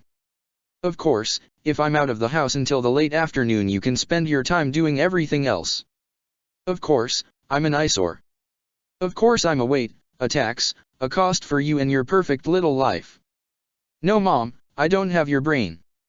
I'm sorry, Dad, I'm not as strong as you. No. I didn't want to enter the pink room. It was just, do I have a sister? Why did you slap me for asking a question, you damn bitch? There's nothing wrong, is there? No, of course not. I'm just the dead last. But I studied, maybe not much, but I didn't care. Do I really need to know who Hashirama is? Why can't I play with the other kids? You giving me the keys of the house as if it's a big deal. You're just telling me you'll come back home later yet. Yeah, wonderful school. New kids, oi, Hibachi, take responsibility. You brought me here. You can't just leave me in the corner behind the Abarame. There comes the hero of Konoha. Is she going to look this way? I'll bake a cake. Ami sure is pretty. Of course it's stupid, it's obvious she likes Sasuke-kun. Who doesn't like the Uchiha heir? Who doesn't like the hero of Konoha? I don't. I hate them both. He gagged, but held his ground. The sand moaned and squirmed, the puddles of blood forming all around him and moaning as slowly droplets of the crimson liquid began to rise. The demonic thing just inclined its head, chuckling loudly. The chuckle brought up all hair on Shinko's neck, even as Inner exhaled from near him. Come on, Inner whispered. You knew this was long coming. Doesn't mean I have to like it, Outer replied. Are we strong enough? Inner just smiled. I think we are. Outer nodded. Then, this is goodbye. Don't be so melodramatic, Inner retorted gruffly. You can't say goodbye to yourself. Outer just chuckled. We went through a lot together, he said softly. I'll miss you. Well, what can I say? You can always suffer from another mental breakdown sometime down the road, Inner snorted, but please don't. I hate them. I hate their perfection. I hate the way things are so easy for them. I hate the way they can do everything and get top marks. I hate the way everyone moves around them like they're big shots, I hate it. Oh, sure, the Hokage came to visit the class. Yes, the chief of the police too. Wonderful. My parents are bakers. No, they couldn't come, sir. Busy at work, sir. It's no use crying, isn't it? Why the hell are your eyes hurting? Shut up. It doesn't work that way. Tears? Why are you crying anyway? It's not like anyone can hear you in an empty house. Wonderful. In the team. Wonderful. Abandoned yet again. Yes, I get it. I'm the dead last. Worth less than a broken sock. Leave me behind, see if I give a damn. Yes, of course. I love it to be treated like a leper. Don't worry, I'm going to do my best. What am I, the perfect golden boy of submissive bastards? Can't I get my own opinion here? Oh please. As if me saying no would change anything, you silver-haired son of a whore. Everything hurts. Of course, Sasuke and Naruto are unblemished. I'm hurt. I'm in the hospital. I'm the one who has to suffer and cry while they simply walk everything off as if they're made of diamonds and shit gold.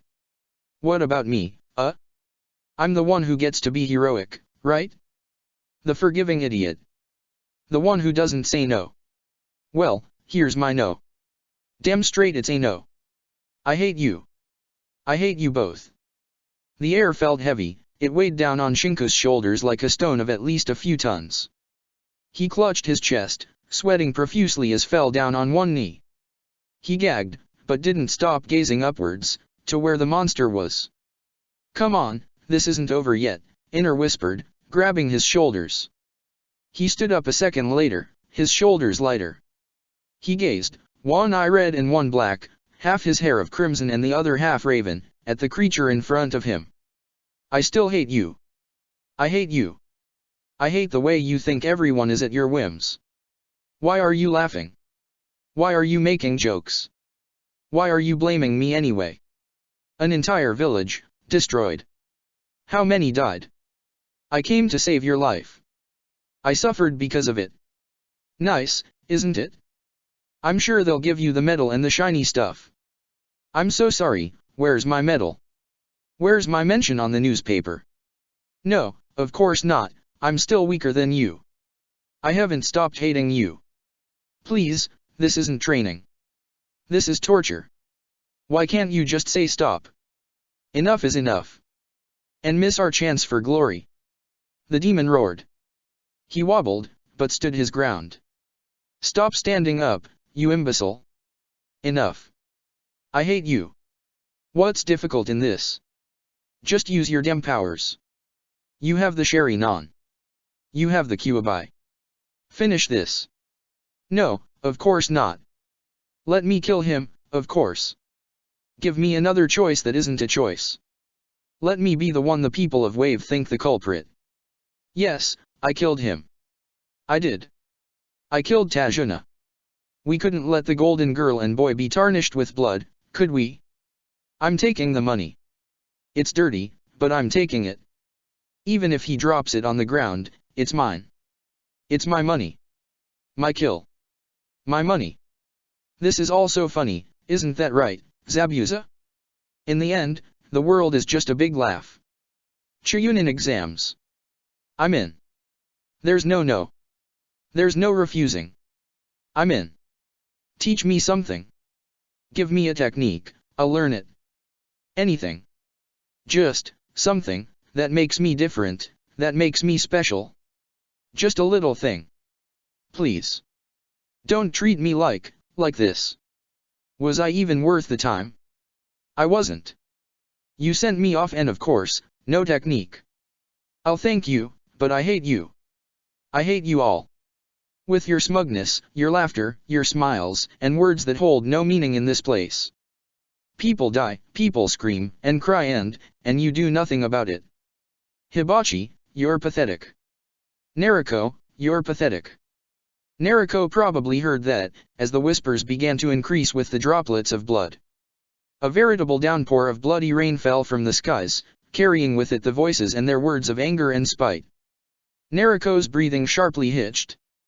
Yami Nariko appeared smug now, taking in the despair and the face filled with conflict of the girl right next to her. Sasuke, you're pathetic. You're all pathetic, but I'm the most pathetic. I should have just stopped trying a long time ago. I'm not coming back for you. I'm not worrying about you. You can take care of yourself. I'm here because otherwise I'm dead. Kakashi will kill me. That's the gist of it. Bonds? Teammates? What the hell kind of nonsense are you spouting about? I'm the extra, the piece of meat stuck in your molars that can't get out and that you crush it time and time again trying to remove it. But I'm made of stern stuff. I'm made of more. You're not getting rid of me. Nobody is. I should have just said no. Does it make you proud, this? They're at your mercy now. You killed Shinobi. You didn't kill a drunkard on a bridge, but Shinobi from AIM. You have a special story with AIM Shinobi, right? You killed them. Well done, Shinku. I'm proud of how much of a killer you are. I'm proud that you brought back home both Nariko and Sasuke. You could have died, and I wouldn't have shed a tear. You're the replacement, Shinku. You can be changed. You're meaningless. You did a good job. Be the meat shield. Be the one who suffers. That's all you're good at. Well, at the very least the match is easy. Don't worry, Shinku. Just feed them the inner bullshit. You don't need to tell them everything. They're so naive. So pathetic. Give them a lie. Tell them about inner. Keep me a secret. They won't know. They won't know how much you hate them, how much you despise them, how much they disgust you. Little perfect wonders. Of course, they're the only ones who can vent their sadness. You can't. You're the one who has to keep on smiling. So what? It's not like crying changes anything. It's a part of life. You cry and you laugh. You live and you die. Nothing more, nothing less. Shinku carefully raised a hand, only for the demon to howl and push him on the ground with the mere strength of the air pressure around them. He screamed as he fell on the ground, face first in the blood lake that surrounded him now. The taste of the blood was bitter, like iron. Shin-chan! Nariko screamed, only for Yami Nariko to hold her firmly still by the wrist. Let me go. Nariko yelled, tears in her eyes. Let me go. I didn't know. I'm sorry. I didn't know. Please, Shin-chan. Please. You can cry too. Yami Nariko held her still, even as the voices kept increasing. Sure, let's train. Who's my trainer? Sensei? No, of course not, why do I even bother? Training hurts. This is no different than being a punch bag. How is this training? Just die already. Curl up and die. Crawl and die. Die. Die. Die. No, thanks. Shinku's right hand came back up from the surface of the bloody lake, gripping tightly upon the surface as if it were solid rock, before lifting himself up. Why can't you die?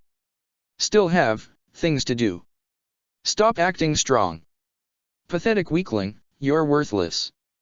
How longer are you going to suffer? Of course your opponent will kill you. They all want to kill you. Don't they? They all want your life. They all want to see you suffer.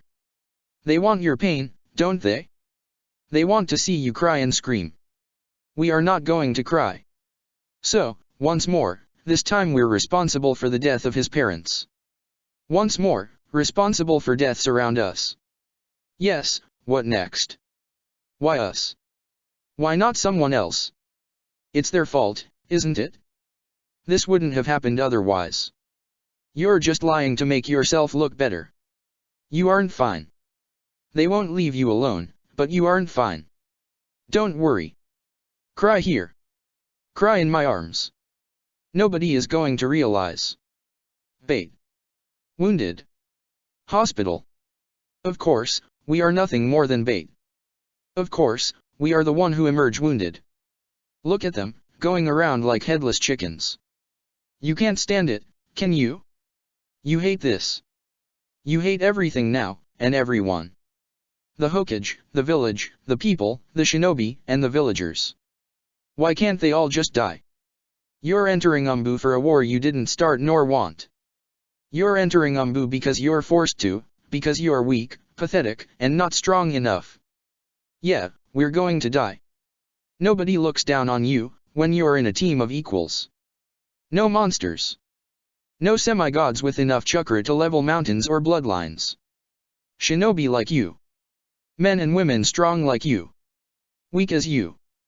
Dead, dead because they were weak as you. Monsters can't die, weaklings can. What? You forgot? That's the taste of blood, Shinku. That's the sound a bone does when you break it. That's a sword in the chest. A sword in the lungs. A sword in the ribs. A sword in the spleen. They're screaming, but we aren't stopping. They're yelling, but we don't care. They can call their mothers in hell, because that's where we're sending them, Shinku. We are going to laugh as they die. He stood up among the laughter of the blood droplets. He stood up as blood dribbled down his hair and skin. He stood, his clothes wet with crimson liquid. He stood, his ears deafened by the laughter. We laughed hard, didn't we? Our chest hurts so much, but we laughed and we'll keep laughing. We like it. Death is so funny. Are we a monster, Shinku? We aren't dead yet. Nobody talks to us, Shinku. We are dead, aren't we? Maybe we aren't dead. Just, ghost-like. Is there anyone who's going to cry when we die, Shinku? Anyone?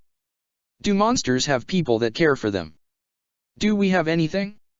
Anything at all? Who are we, Shinku? Who am I, Shinku? You're something of mine. Aren't you? You're me. Shinku breathed, before taking a wobbling step forward as the lake of blood began to drain back into the sand. The rain of blood finished its downpour, yet the demon stood its ground as tall as ever. Why are you ignoring me, father? You birthed me, didn't you? You act friendly, you speak and chat with Inner, but you ignore me. Why? Did I do something wrong, father? You created me. I am a part of you. You relish when we go out together, father. You love it when bones break and blood pours. Your heart beats so loud, a sign of happiness. You lick your lips before the kill. I know, father, I know. I'm you. But you aren't me. That makes me sad. Don't worry, father, I'll take it from here. They need to die. All of them. Don't worry, father. I can handle this. The thing growled, roaring to the skies. The broken shackles glinted and clinked from their spots. The limbs strengthened as the flames increased. I know. I know. Stop this. Stop this. Stop this. We are strong. We are strong, yes. So much blood. So much death. What purpose is there in life, when it ends in tears and pain? Orochimaru. This is your entire fault. This is your fault. Our guilt is your fault. I hate you. Stop dying on me, damn it. Stop dying. Why am I always the one who opens his eyes in the end? Why? Why? There's nothing of use here. There's nothing there. There's nothing anywhere. We're back. Hooray. Back in the mechanism, in the cogs. Look, they come. I still hate them. I hate them too, father. I hate everything they represent. Where were they when I fought? Where were they when I killed and bled and suffered? Where were they? You cannot judge me. You weren't there. You didn't suffer like I did. You weren't there, you can't judge me. You will never understand. You're monsters. You will never feel as I do. You're monsters. Shinchan. Naruko's voice was a mere whisper. She fell down on her knees, listening as the voices continued to speak. Yami Naruko dropped the hold on her wrist, before watching. This amused her. And am I a monster too, father? Have I become one? I don't want to be one. I don't want to make you sad. I'll rip them to shreds, father. I'll find them and rip them to shreds. Anything that makes you sad, father. I will destroy it. So please, stop crying. Please father, don't do it. Stop. Don't. Why? I'll fight father. I swear I will win this. We did it, father. We did it. Father, we're dead, aren't we? I'm sorry. I didn't win properly in the end, did I? No. Don't chain me back. Father. Please. We can win this. We can kill them. They dash. Why did you do that, father? They hurt you. They mistreat you. They consider you less than dirt. Why do that, father? I'm going to make them pay. I'm going to make them suffer. Everyone that hurts father, I will make them suffer. Everyone that treats father badly, I will kill him. Everyone that thinks he's weak, I will tear apart. I'll be fighting them. Father. Please. Watch me. Please, father. Let me do it. Stay away from father, you sick freak. I'm sorry I hurt you, father. Please, forgive me. We're going back? Even now? They left us, father. They left us here. Why are we going back? They'll use us again. They'll abandon us again. Why do we have to go back to the village, when they left us there to suffer? Why do we have to go back to those people who don't care? They don't know you. They don't need you. I do. I need you, father. Please. Again. Again. Again. Why? I don't want to see you hurt. I'm sad when you get hurt. They took away the limb. Why? Why didn't you listen to me, father? Why didn't you listen to me? I hate them. I hate the way they preach. I hate them. I hate what they do and how they say there was no other way. Cowards. Bastards. For Sasuke, they would have found a way. For Naruko, they would have found a way. But not for us. Not for father. We aren't worth it. We were never worth it. We're not mad, father. They are the ones who smile when everything goes to hell. They think it's funny, father, the pain. They think you should be happy, that man, let me kill him, father. Let me slice his neck, father. I want to kill him. Why can't I kill him? I want to kill him. I want to kill them. Pathetic. Weak. Yet they come to you, father, with their secrets, with their worries. They come to you. They, the monsters, come to you. You've become one of them, father. You're a monster. Does that make me a monster too? I hate you, father. I hate that you birthed me to help you, and then you refuse my help. I hate that you squash me, chain me, and keep me hidden under the sand. I hate that you let them trample over your pride, your being, everything you are because you don't want to see them sad. When did they care about seeing you sad? When did they care about you? They'll always see you as below them, father. They'll always stop you. We could have avenged Fu. Father, we could have. But they stopped you. She stopped you, didn't she, father? You hate her. You hate him, you hate her, you hate everything, but you hate yourself too, father. What can I do now, father? I know, I'll kill you. I'll kill me. I'll kill us all. Shinka screamed then. He screamed as he jumped as high as he could, slamming his foot straight against the demon's face and cracking its skull. The demon's right claw slammed into his sides, sending him to crash against the ground and roll to the side. Nariko was pale. She trembled, her eyes wide and with tears running down her cheeks. Barbed wire burst forth from Shinku's sleeves, before the boy jumped to the side to avoid a foot from squashing him. The wire circled around the ankle, before igniting from the fire chakra. Shinku roared as he pushed while the other extremity of the wire dug deeply into the flesh of his hands, as he sliced through the tender meat and forced the demon on the ground of grains of sand. Blood sprayed freely from the wound. So much blood. So much pain. 2 arms of the demon came down on him, crashing on the spot he had been a moment before. Shinku spun in midair, sending a volley of shuriken down on the demon's back. Blood sprayed out once more, like a thin mist. Nariko, Shinku said with his voice a quiet murmur, as he landed a few feet away from her. What he's saying, he swallowed thickly, is the truth. The demon roared as it tried to stand back up, only managing to turn around enough to be looking at Shinku. I am jealous. I've always been, he said. I'm petty. I'm prideful. I dislike it when you treat me like a baby, literally, I hate it. I hate being babied. I hate being ignored. I hate being treated like second best. The demon opened his mouth, throwing a giant sphere of flames at him. He went through hand seals, slamming back a stream of water from the ground. I hate all those people that did nothing but spur me on with pain and suffering. I hate Kakashi.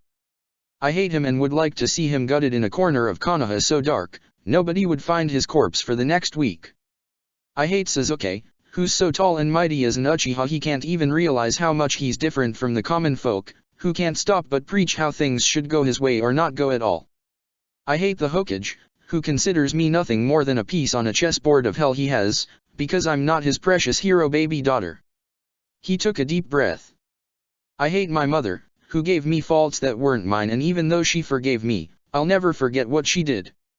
I hate my little sister, who will have a life of pampering I would have killed to have. I hate Irika Umino, a teacher who barely remembered my name because I was in Team 7.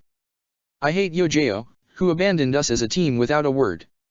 I hate Fu, who acted as if nothing mattered in the world. I hate everyone, I'm jealous of everyone, I'm not perfect. I'm not an avatar of righteousness or holy justice.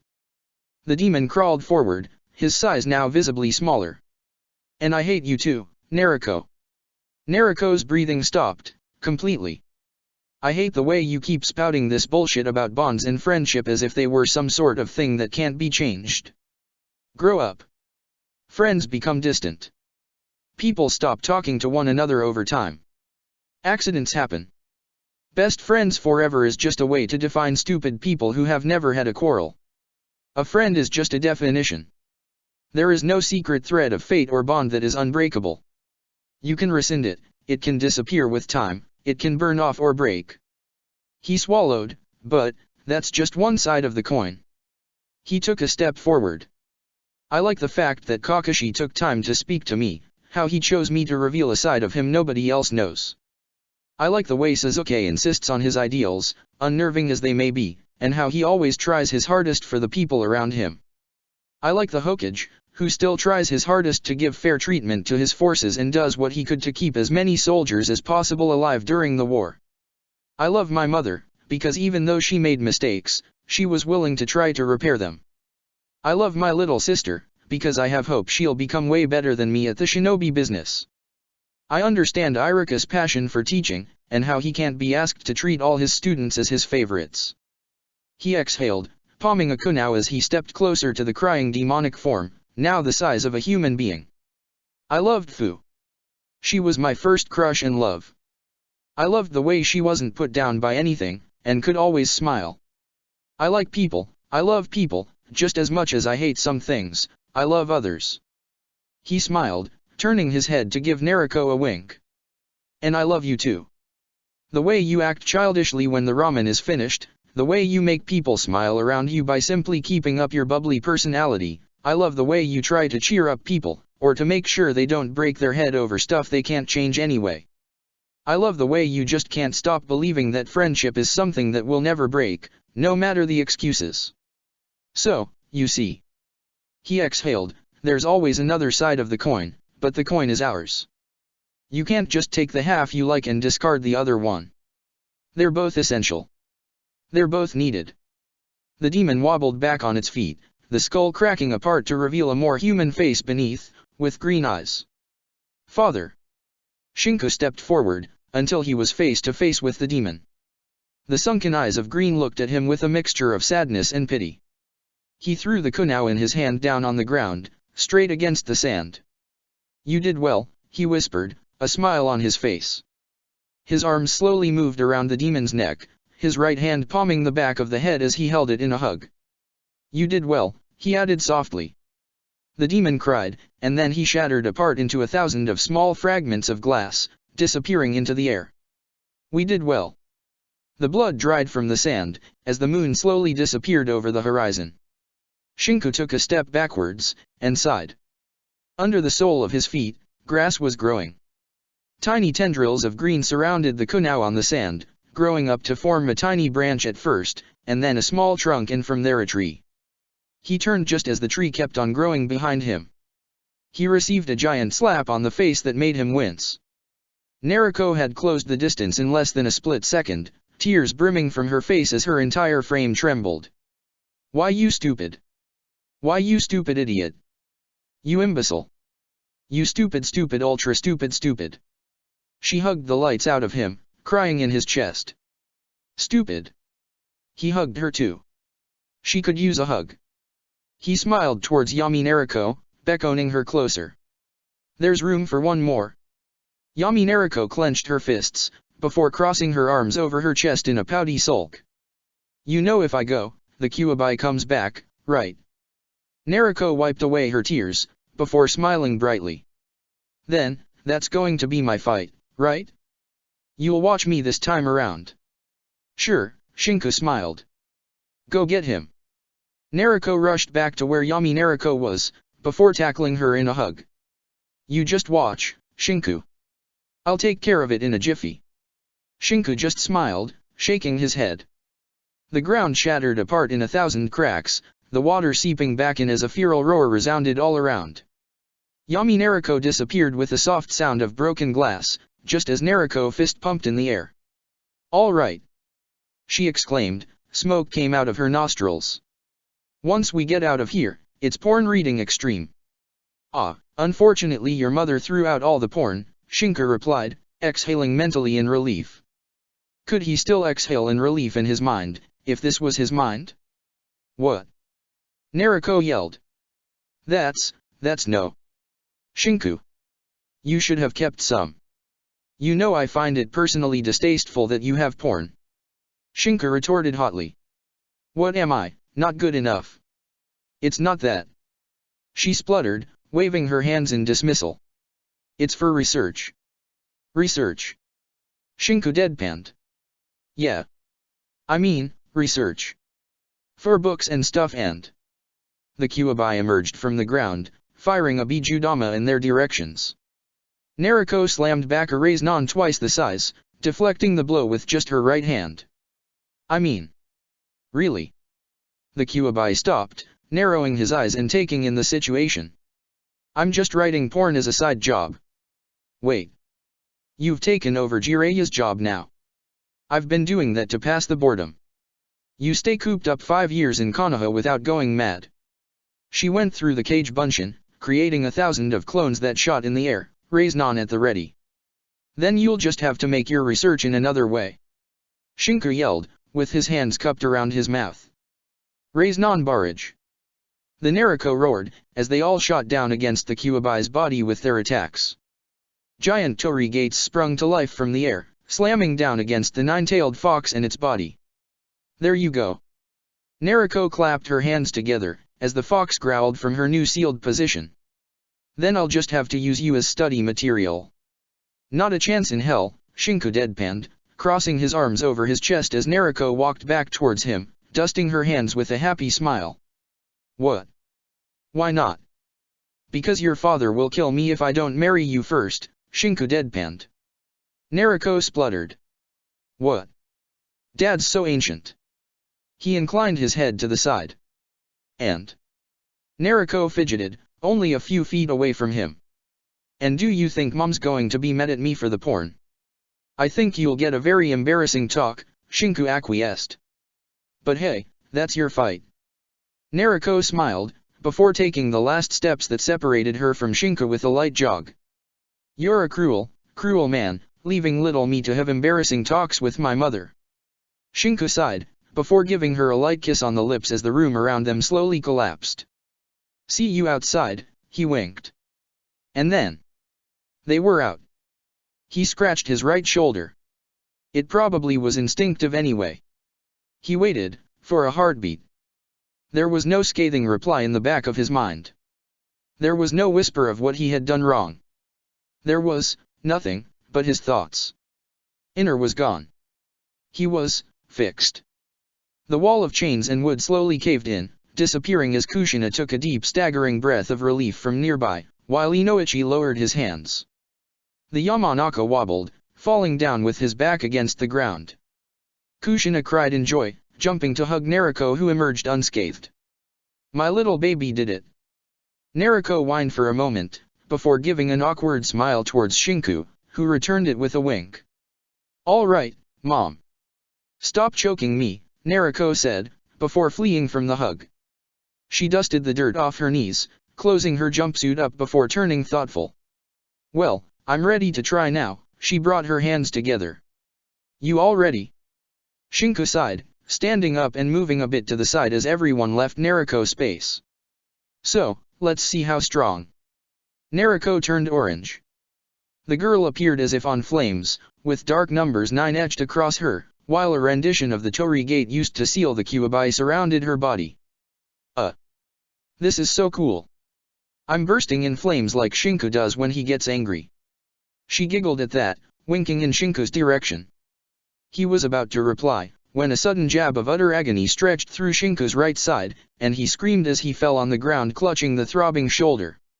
Shinku. His right shoulder bled as it cracked apart. Gah, grounding his teeth, Shinku shuddered as he could feel his body jerk violently. Nariko. Stop using the Kyuubi's chakra. Kushina's order met with a swift acknowledging. Soon, the pain subsided. Raggedly, Shinku stood back up. A small bonsai-like tree had grown out of his right shoulder. He gazed at it with utter shock. There's a tree on my shoulder, he muttered in disbelief. The firm hold of Nariko's hands on his left arm brought his gaze away from it, as the girl looked at him with worry etched on her face. Tsunade. Now. Kushina nodded, but Nariko was already gone with Shinku. Really, who would have thought that would happen? Chapter 74, Everything that blooms, withers. He wasn't hauled, as much as physically forced onto the hospital bed. Nariko hadn't let go of his side even when they had entered the hospital, barely understanding that she did have to change the grip in order for him to actually lie on the bed. She looked at his shoulder as if she had been responsible for ripping it apart to begin with. There were dribbles of blood, falling down and dirtying the right side of his jacket now that Shinku looked at it too. You couldn't have known this would happen, Shinku whispered. He could feel Nariko's grip on his arm loosen up, if for a brief instant. I'll get Tsunade, Nariko said, sending a clone on her way as she gripped onto his arm once more. How do you feel? She asked, her teeth biting fiercely on her lips as she barely could manage to stand still where she was. It hurts like hell, Shinku replied. Like someone decided to grow a bonsai out of my shoulder. You have a bonsai growing out of your shoulder, Shinku, Nariko replied, her voice barely hearable. Her lineaments softened, her lips opening up as if what she had said was amusing, before grimacing it away. I noticed, Shinku deadpanned. He looked towards the top of the tree-like growth, where the small green leaflets of the bonsai quivered gently. It even has leaves, he muttered in disbelief. Well, duh, it's a tree, Nariko said, before her right hand went to the side of Shinku's face. You're all right though? Nothing else. Her thumb caressed lightly the side of his cheek. No, I'm fine, grumbled Shinku. Tsunade barged in a few seconds later, before gazing at the scene in front of her and promptly starting to exclaim. You have a Bachin, we know that already. Nariko replied hotly, turning her head to look at Tsunade with her eyes narrow. I want to know why and if you can fix it. When did it happen? Tsunade asked, moving closer.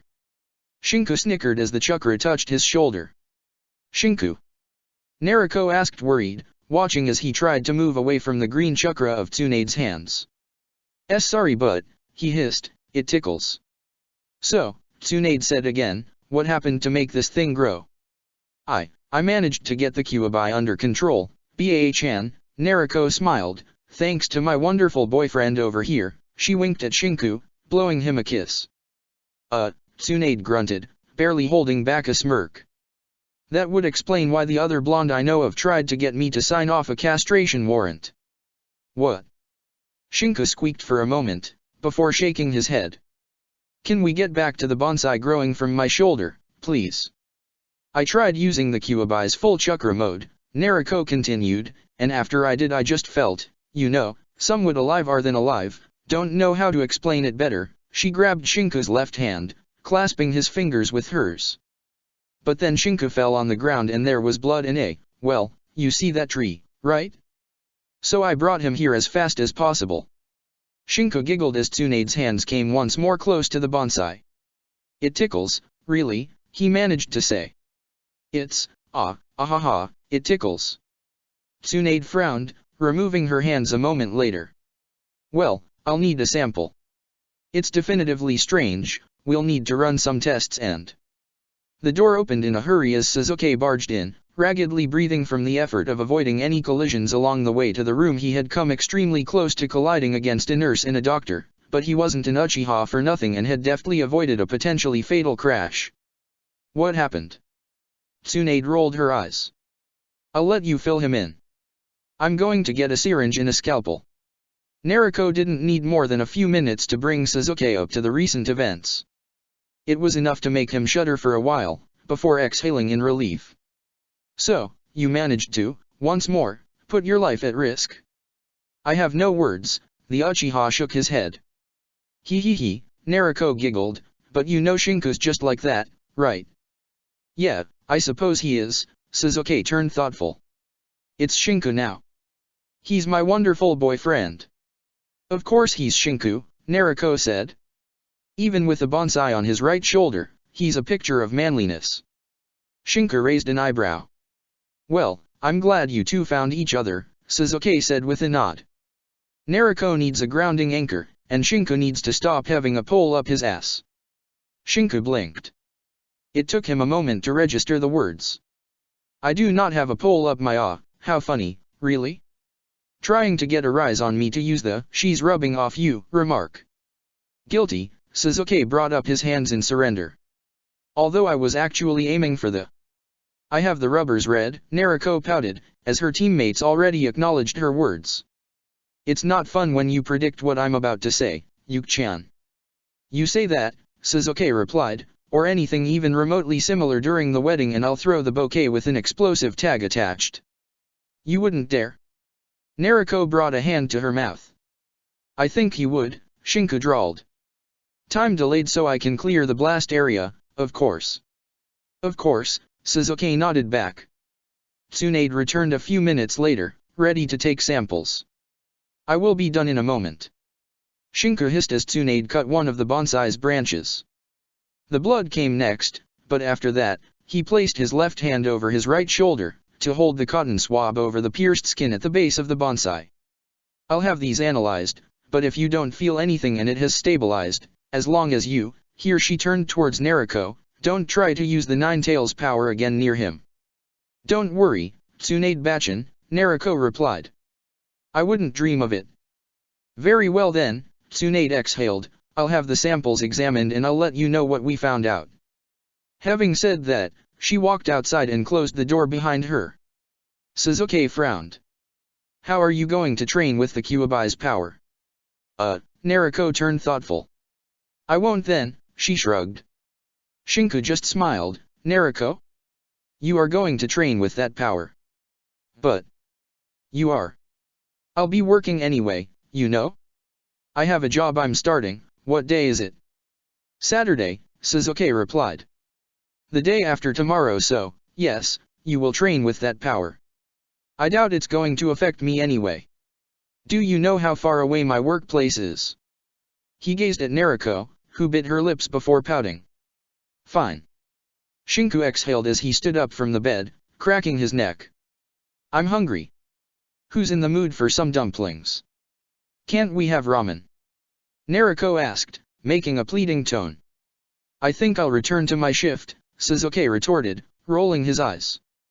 The two looked at him with wide eyes, and he snorted back.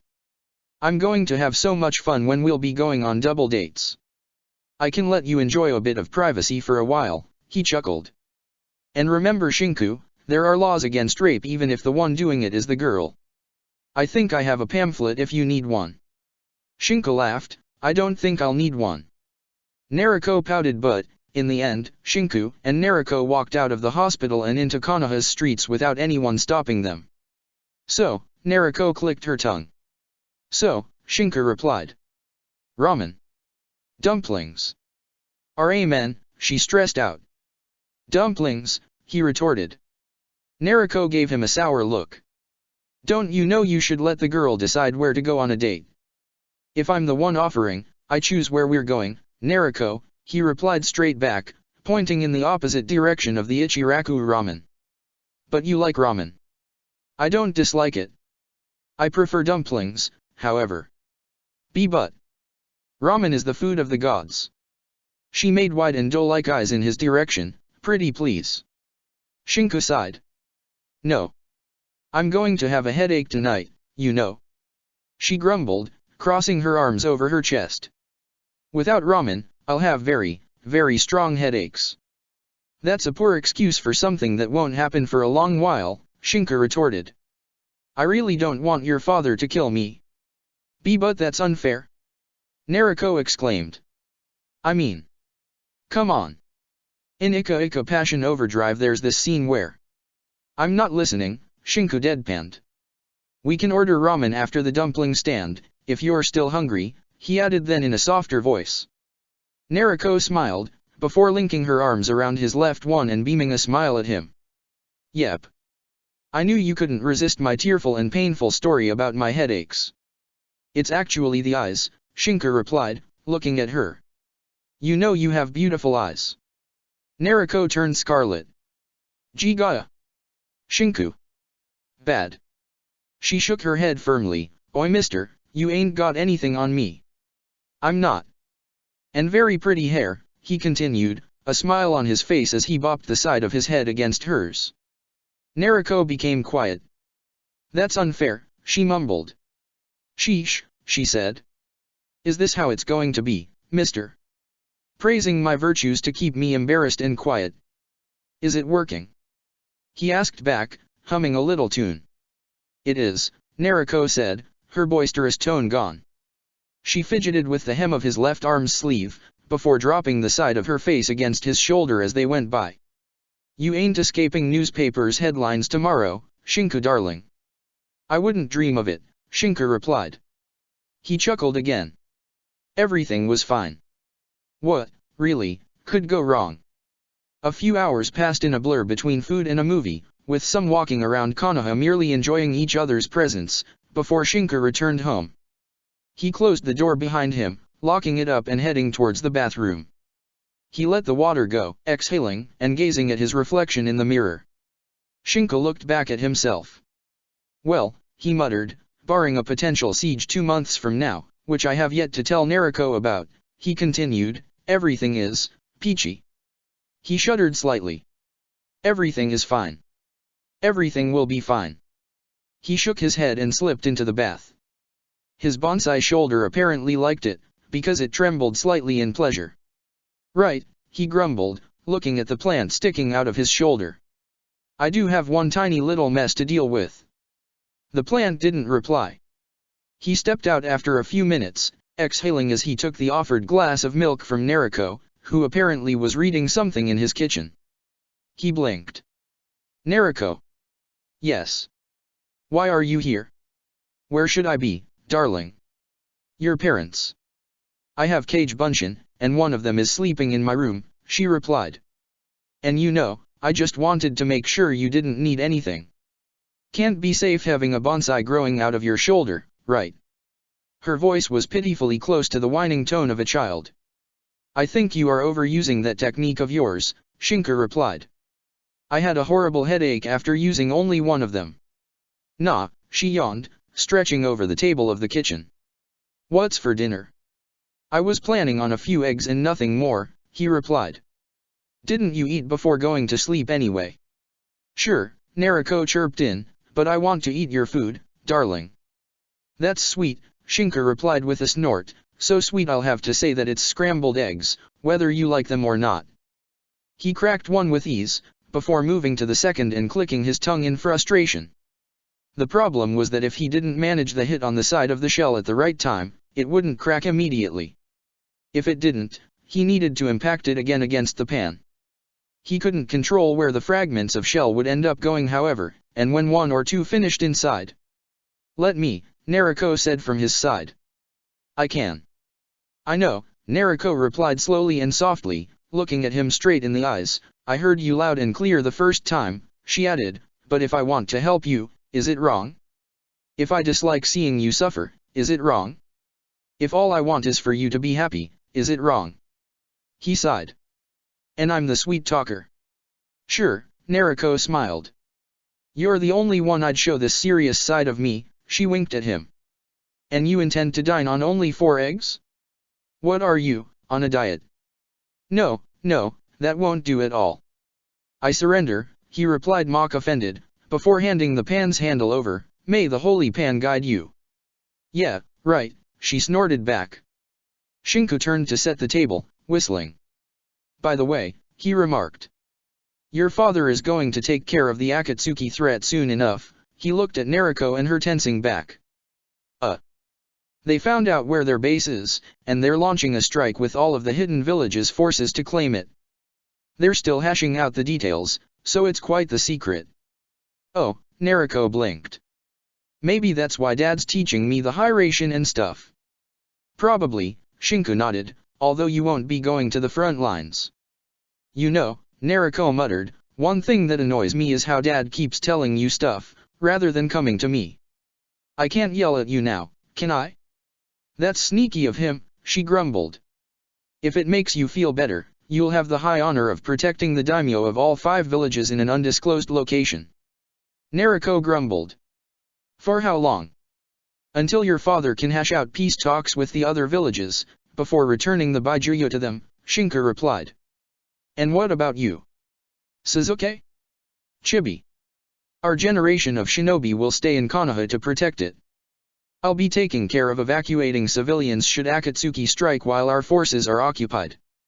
Nariko remained silent after that. Is something the matter? Shinku whispered, moving closer to Nariko and to where the eggs were inevitably burning to a crisp. He hastily grabbed the pan, taking it out of the girl's hands. Nariko. Oi. I'm talking to you. I want to ink the Hiration seal on your body, she replied in a murmur. Her eyes went up to meet his gaze. Please. You understand that even if something happened, Shinku said, you'd have no way of knowing it in time, right? I know that, Nariko hissed. But what you're asking me is to smile and accept protecting the daimyo while the people I love will be fighting elsewhere. You're asking me to just go on and not worry to death. That's what you're asking me, Shinku. It's not easy. You're doing this, all of you, to protect me. And I'm not going to be able to protect you. Feeling powerless, I don't want that. Her hands trembled, clenching into fists. I never want to feel like that again, Shinku. So, please, for me? I'll be able to rest easy knowing I can come back at a moment's notice. Fine, he replied with a sigh and a tired smile. Did you remember to put the salt in the eggs?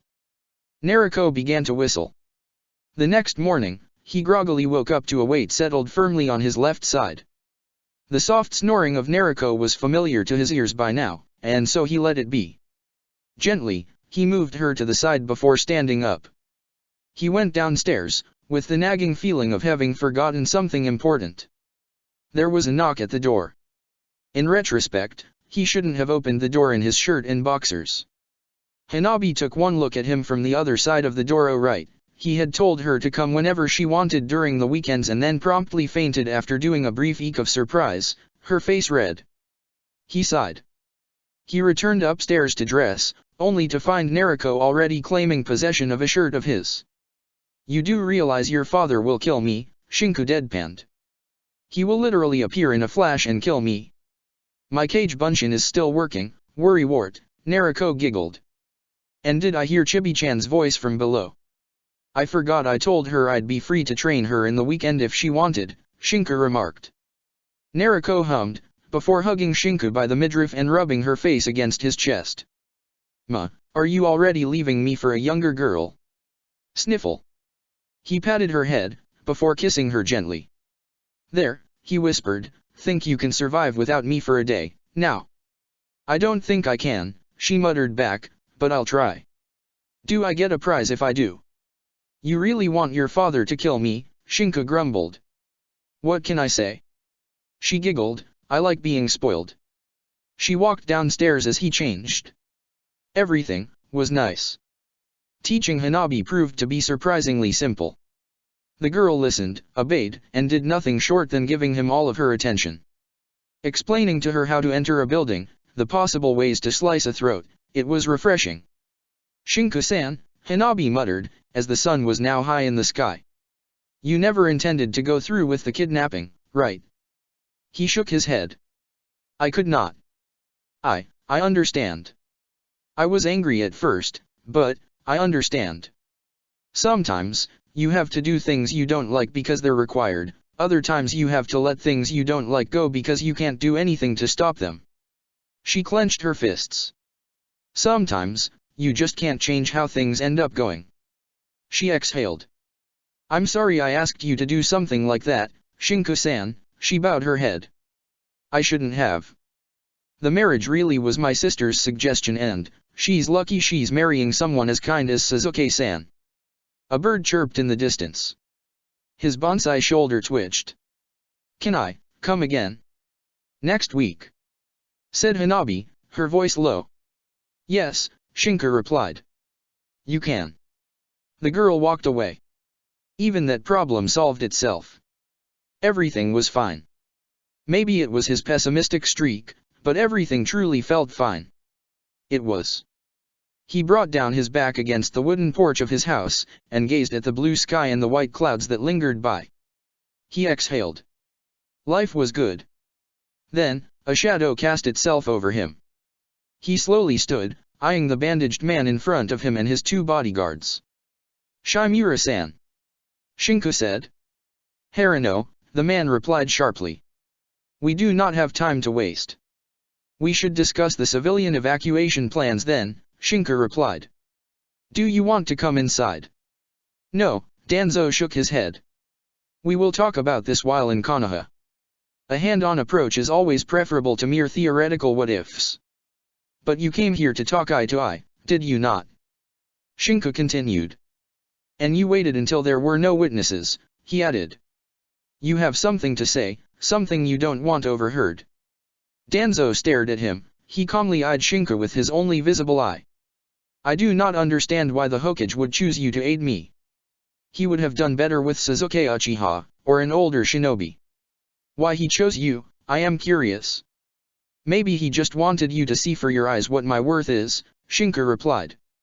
Don't think I don't know what you did, Shimura-san, he glared darkly. You tried to kill me at the hospital and that I will not forget. Danzo smirked. That was not me, he shook his head. I admit, I have yet to see what your worth is, Harano. Rest assured, however, that I do not harbor any ill will towards your misguided accusations. I have been accused of worse things. I just want Konoha to prosper, he gazed at him straight, and I will use any mean to achieve it. It's really unfortunate when nobody believes you, Shinku replied. Isn't that right? Indeed, it happens a lot, Danzo nodded. On the other hand, I am not accused of having Kirigaku or affiliations with the Mizukage. Shinku bristled. I do not have dash. That is what you think. It's really unfortunate when nobody believes you however, Danzo nodded sagely. I thought it was strange, Shinku muttered. So, shall we get started? Danzo gave him one more nod, before they began to walk back towards the village. I should also warn you of something else, Danzo said, eyeing the road ahead of him. I do not particularly care who the container of the Kyuubi likes, he eyed him, but for as long as she will, that will make you a very important person to Konoha's continued well-being. One could even think this was all a plan of yours, to achieve power. Shinku flinched. That's preposterous. That's like, who'd ever think that? People, Danzo replied.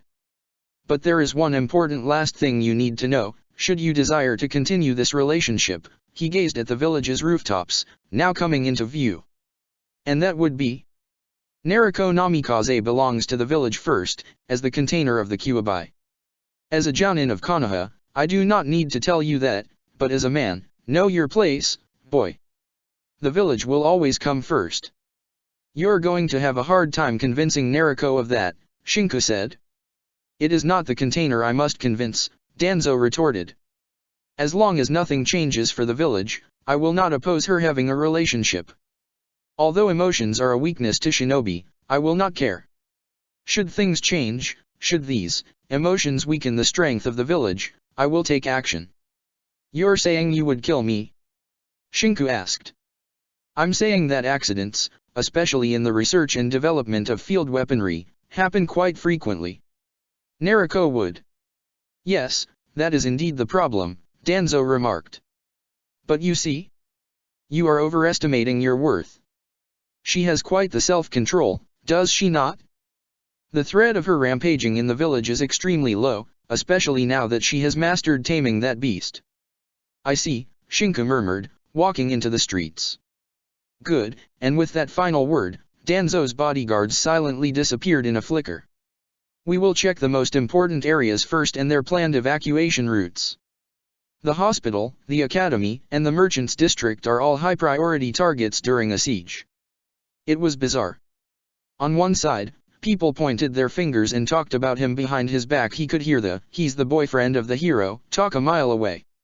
At the same time, there was a hushed silence whenever the people gazed at Danzo, as if he were some sort of revered boogeyman to keep away from their children.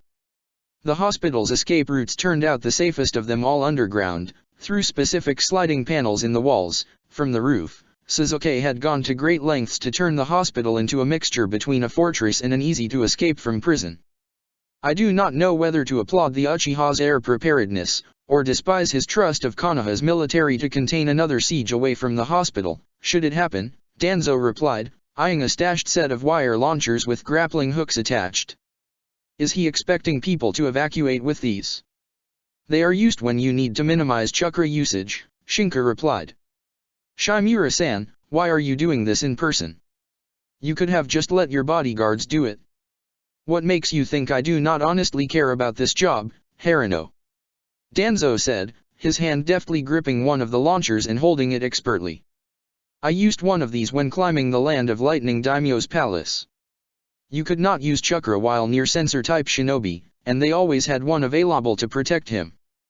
That must have been bothersome to bring around. You couldn't keep it in a scroll, Shinku said, and without chakra, you had to disguise and hide normally. I was nearly caught by a samurai, Danzo muttered, putting down the launcher. These things always make a blasted noise when launched. I thought I had timed it well enough with the firework shows. Thankfully they began a moment later. Everyone was so distracted with the pretty explosions they did not realize they had just lost a daimyo.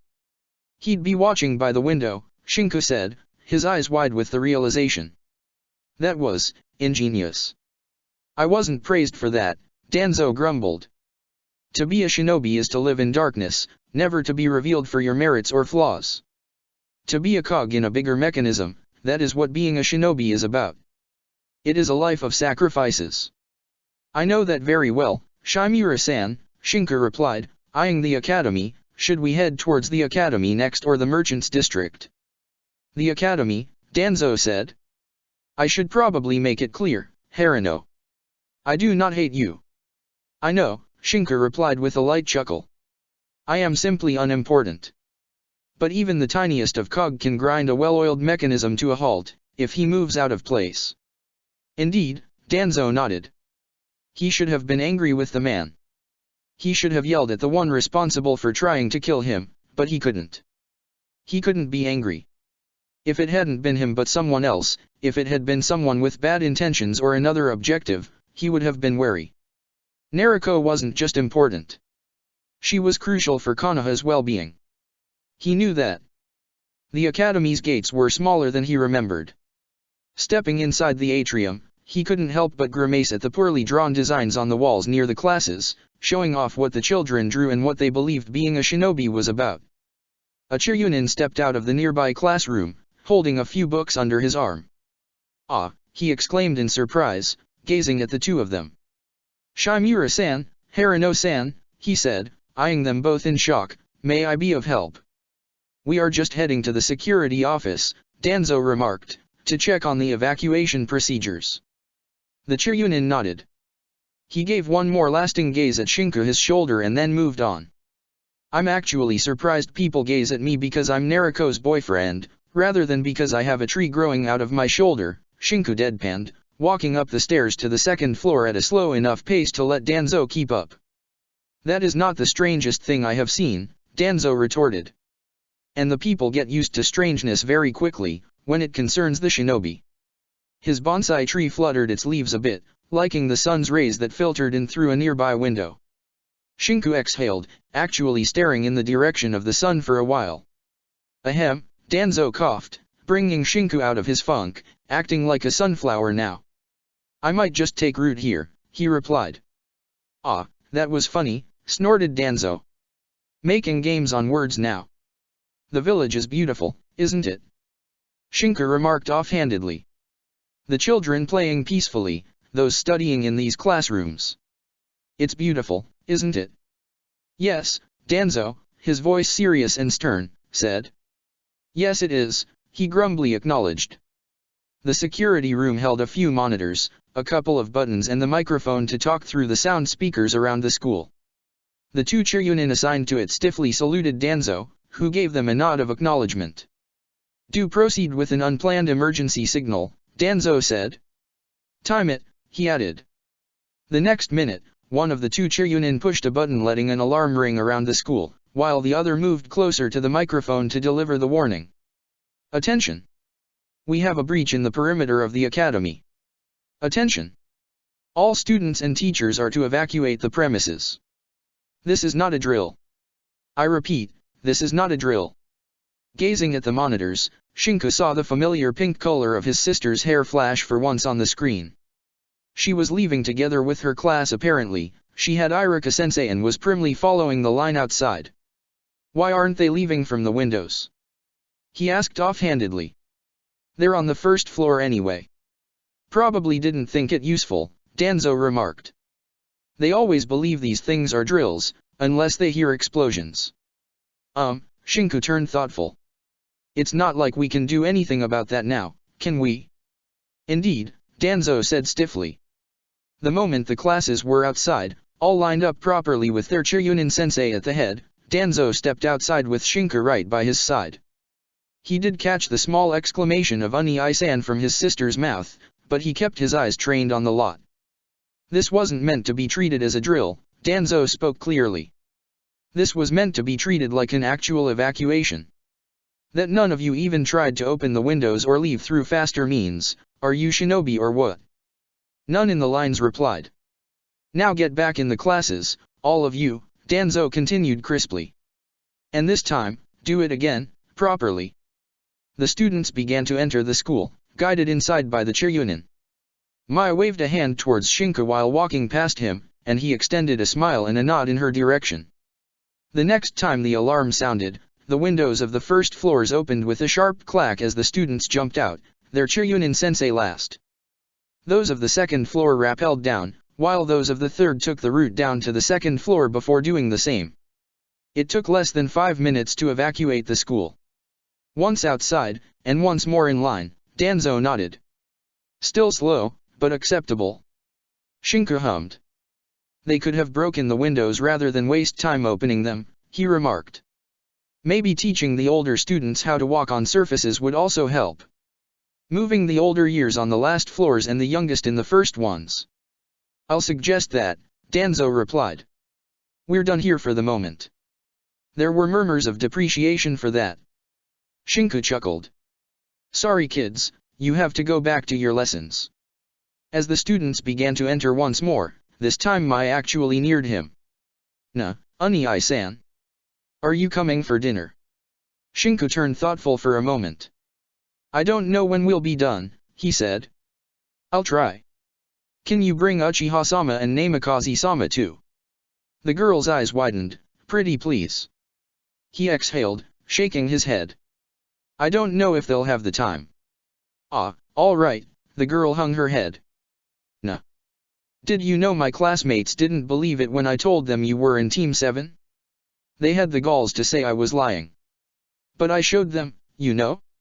I hope I'll get cool teammates like you did when I graduate, Unii-san. Shinku quietly patted the girl's head with his left hand. Good luck with that, then. Why do you have a bonsai on your shoulder, Unii-san?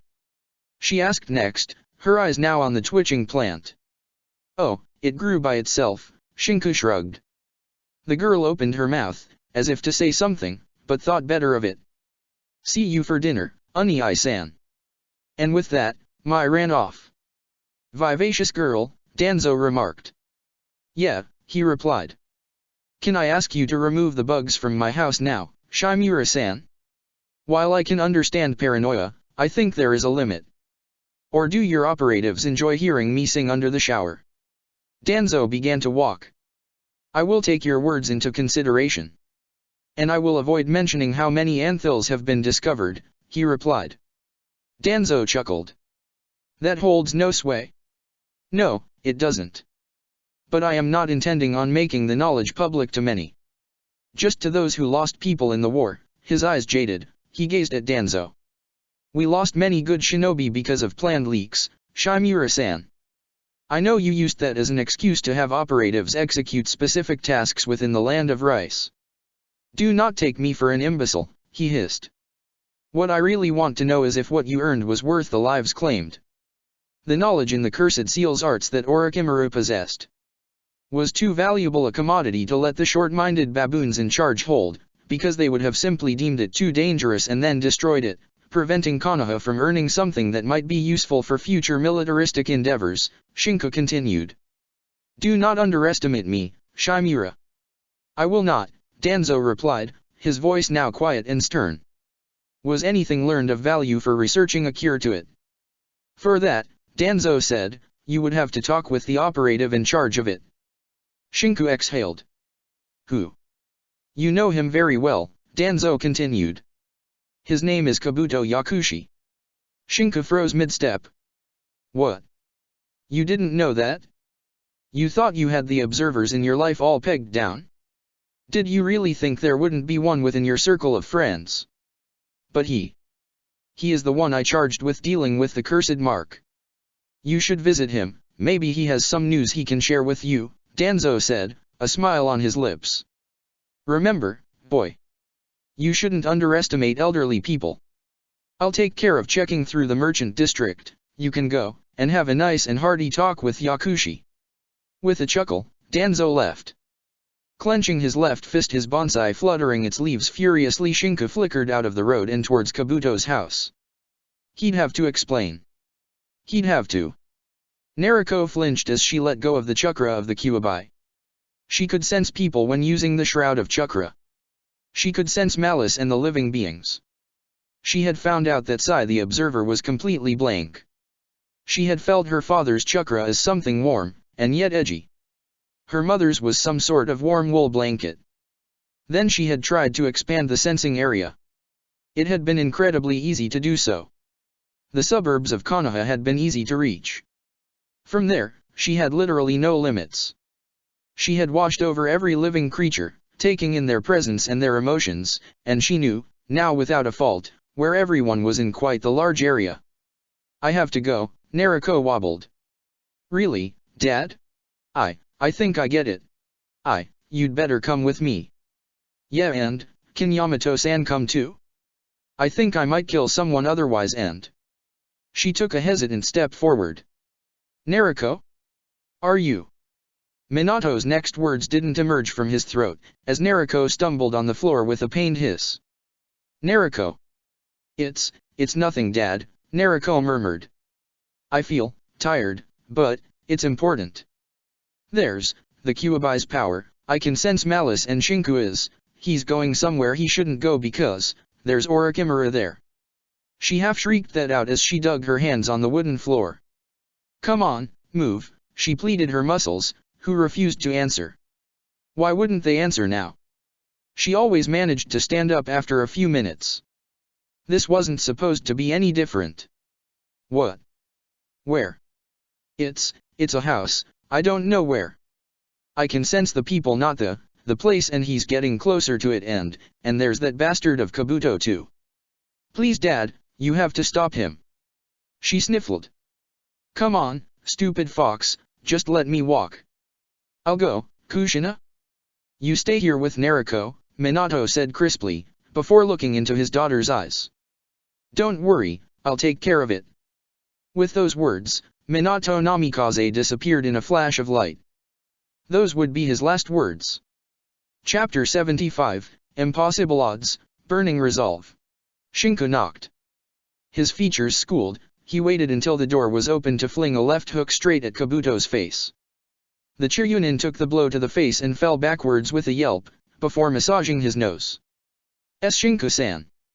Kabuto said, shocked. How long? Shinku asked. For how long have you been working for Danzo? The change was immediate. Kabuto stood up, dusting his clothes and gazing at Shinku with new eyes completely different from the ones before. Since the day I was 5, he replied. They took me in from the orphanage, taught me everything I needed to know, and then employed me as a spy for my country. Tell me, what was it all about then? Was everything you said a lie? Shinku took a step forward, entering Kabuto's house. I thought we were friends. He closed the door behind him, and instead I find out you've been spying on me since the very beginning. We are friends, Kabuto replied, massaging his jaw as he stood back up, but you can't say no to Shimura-san, Shinku. You have to believe me, I did what I could to keep most of the stuff I knew about you a secret. I didn't want to spy on you. Shinku exhaled, pushing his hand through his hair. I don't know. Danzo said you're in charge of the Cursed Seal research, right? He asked, looking warily at him. He told me to ask you about it. Oh, yes, Kabuto nodded. I acted as a spy in Orochimaru's camp for a while in order to harness all available information. He began to move towards a nearby door. Follow me, he said, somewhat eagerly. I wanted to talk with you about this for a long time. I think that now is the perfect moment too. Shinku followed Kabuto down the stairs, into his cellar. The room was dark and smelled of oil. Underneath it, the unmistakable smell of blood loomed, while his eyes adjusted to the change of light. From there, the wall in front of the stairs parted ways to allow entrance into a neon-white lit laboratory with green water-filled tanks. It is wonderful, is it not? Kabuto remarked, gesturing towards a floating body. That body looked familiar, extremely so. This girl, you took her from the last lab of Orochimaru-sama if you remember. Her cursed seal is nearly perfect.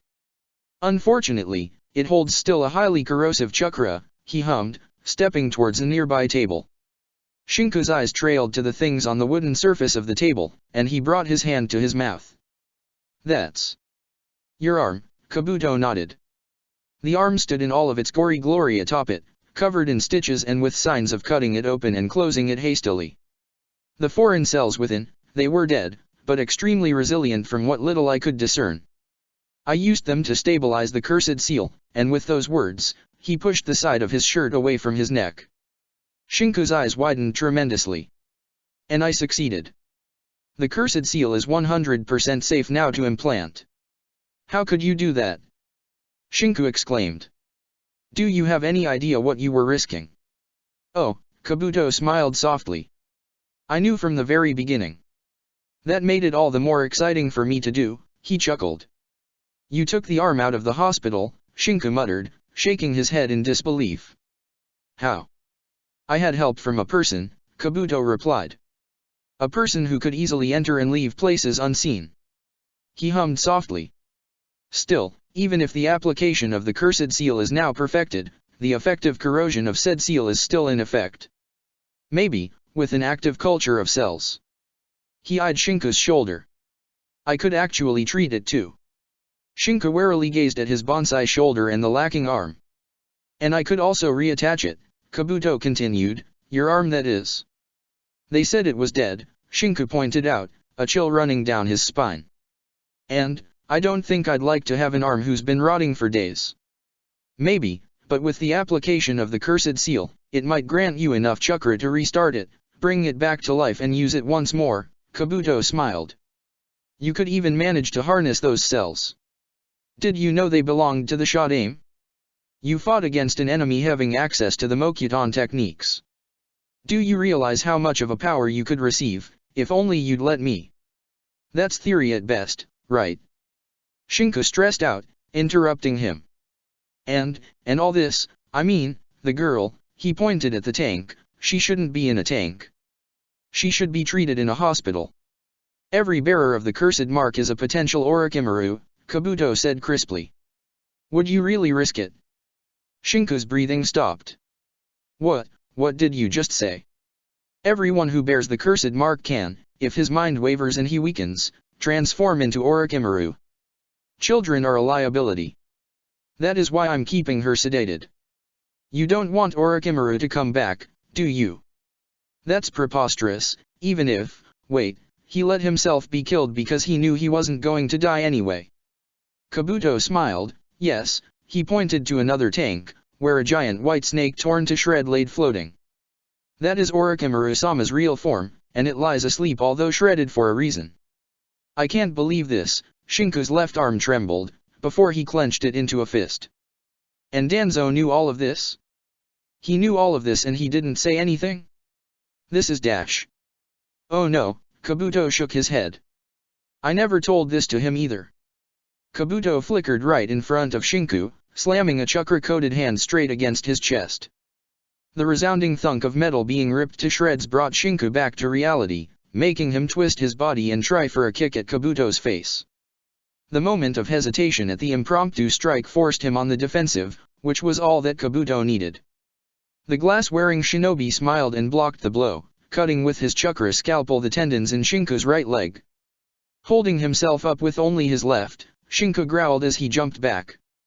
Before he could even speak, Kabuto thrust forward 5 pellets that exploded in the air, releasing thick and probably venomous gas. Shinku held his breath, before jumping backwards in the direction of the wider cellar. He didn't even reach it. Kusanagi, Kabuto's voice came to his ears just a moment later. Shinku saw a brief flash of light, before a heavy weight pierced through his armor like butter and passed through his body ending on the other side and cracking the ground where it landed. He fell on the ground, holding his mouth closed even as blood sprayed out from his teeth. The wound bled, flowing dribbles of crimson blood down his body and soaking his vest. Fire chakra poured through his stomach, sizzling and burning at his flesh. He wouldn't have screamed from that, but the Kusanaga's poison soon began its excruciating agony. He gagged, opening his mouth to breathe in from the pain as the venomous gas entered his lungs. He shouldn't have underestimated Kabuto. He hadn't thought he'd go this far for. The Kusanagi was, they had to destroy it, Shinku gurgled, only for Kabuto to chuckle. The Kusanagi unsummoned before they took it into custody, and a replica was all that Konoha destroyed in the end. Do not worry, I have the antidote for the poison of the blade, since I brewed it personally, Kabuto said offhandedly as he walked closer to Shinku's stiffening body. The wound hadn't been properly closed, but it was now smaller. Shinku breathed raggedly. "Why? What are you hoping to achieve? You won't get far," Shinku growled. "I'm not." He tried to stand, but all he managed was to crawl to the side, weakly trying to get back on his feet. The Kusanaga's poison paralyzes the victim's muscles a little at the time, through excruciating pains. I'm sure you're feeling them right now, the medic Nin carefully crouched next to him. A pity I don't have much time. I'm sure it won't take long for one of your friends to realize you're missing and come looking for you, but rest assured, I have only the best of intentions for you, Shinku. Kabuto chuckled. I'm going to make you strong, Shinku. I'm going to give you so much power, you'll be able to stand toe-to-toe with your teammates. Yes? What is it? Shinku watched as Kabuto neared some more, bringing his face closer to hear him clearer. I don't need it. The spikes emerged from his armor, stabbing through Kabuto's arm and leg even as the medic nin jumped backwards, barely avoiding a steel spike from skewering his head. Ah, bad boy, very bad boy, Kabuto shook his head, as the wounds on his body began to heal. I won't be using any anesthetic then. You deserve to suffer for what you did, really, speak of the dog biting the hand that feeds him. Goto, hell, Shinku hissed out. Oh, but Shinku, Kabuto walked closer once more, keeping out of the reach of the spikes. I am already in heaven. He smiled wickedly. I'll have fun experimenting with your body. So much fun that I won't stop laughing. He slammed his hand through a hole in the spike armor, tearing them off. Shinku tried to struggle, but he was no longer fast enough to stop him. So much fun you can't even imagine it. I can feel it already, the excitement bubbling in my chest. He pried the armor off, gripping Shinku's by the shoulders. You can't move, you can't fight. Kabuto's smile was feral. The man licked his lips, his glass glinting eerily. You'll be a perfect lab rat, yes. Kabuto winced a moment later, removing his left hand from Shinku's right shoulder. Spikes of wood had grown out of it, barely the size of linchpins. Oh. Interesting. Yes. This is what I want. You're fighting even when immobilized. Good. Kabuto flung Shinku against the wall, making him gasp from the pain as blood dribbled through the wound in his guts with renewed intensity. All of Shinku's nerves were on fire, but he didn't show it. He refused to show it. Right, have to stop the bleeding. Can't have you bleed out now, right? Kabuto moved towards a nearby shelf. And after we stop the bleeding, we can. Shinku's left finger twitched. His hand crawled slowly towards the seal in his pocket. His eyes locked on the tank that held the girl. It was risky. He couldn't risk toppling the tank, but he needed to get Kabuto. The enclosed space made it even more difficult, and the way his muscles were hardening and his body starting to slack, coupled with the nerves burning hotly, but he could do it. He could do it. Carefully, a dribble of chakra ignited the seal in his trousers. A scroll emerged in a puff of smoke. Kabuto turned his eyes towards him, his ears twitching. What now? Oh, I see.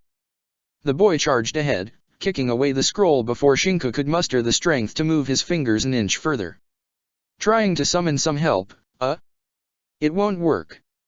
I applaud you for having prepared a summoning scroll, but it won't work. Kabuto giggled.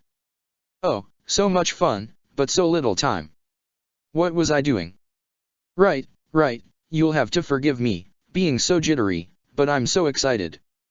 Right, first stop the blood, then open you up. Shinku's eyes half closed, but he clenched his teeth. He tried to jerk his entire body, but only managed to fall to the side, ending on the ground with a sickening thud. He wasn't going to die there, for no reason, just like that. He had a backup, didn't he? If a scroll received chakra, or was destroyed, it released the contents. He grunted from the effort, twitching his left hand on the cellar's ground, trying to position it in the direction where the scroll Kabuto had kicked was. Jiga! He groaned, his fingers burning as the poison began to eat away at the tips. Give it up, Shinku, Kabuto remarked, looking at him. He wasn't even trying to heal him with chakra, but seemed to be looking for gauze and thread, and maybe the antidote to the poison. You won't reach it. In that moment, Shinku stared at Kabuto with a hesitant smile. Ha, the chakra poured out of his wrist in an instant, going through the seal in his gauntlet. The chakra-conductive barbed wire sailed through the air, piercing through the scroll as it pulled it back towards Shinku just as the seal shone brightly. The scroll wasn't open, but as Shinku brought to the fore his steel armor to dull the blow. Kabuto dashed ahead with a shocked face, morphed into anger a second later when he realized he'd be too late to stop him. The water dragon technique of Kozuro, sealed within the scroll since their fight in the Land of Waves, erupted with all of its might in the room. The dragon roared as it broke the scroll, before the resulting explosion slammed Shinku backwards and took away what little breath he still had. Still, he achieved his purpose. Kabuto flew away, crashing against both containers and their contents before rolling to the side, groaning in pain. Small tendrils of white smoke began to emerge from his body, the wounds closing up as the shards of glass broke out of the man's skin. The medic Chuyunin stood back up, wet from head to toe and apparently unscathed, while his laboratory had taken the worst of the damage. The scrolls on the shelves were soggy, the tables overturned, the tanks broken and their contents on the ground. The girl coughed for air, while Orochimaru's corpse was already starting to twitch once more. "What have you done?" Kabuto exclaimed, eyeing the twitching contents and Shinku in turn, as if he couldn't understand such action. No. This is bad. Why would you do this?" Shinku eyed Kabuto, but he could no longer speak. The poison had reached his throat, constricting it in a vice-like grip. "All of this material wasted." Kabuto lamented. "Do you have any idea how much time I spent gathering it? How difficult it was to make it? And now look. He wielded the kusanagi as he sliced through Orochimaru's corpse, making it in smaller and smaller chunks. "Look what you're forcing me to do.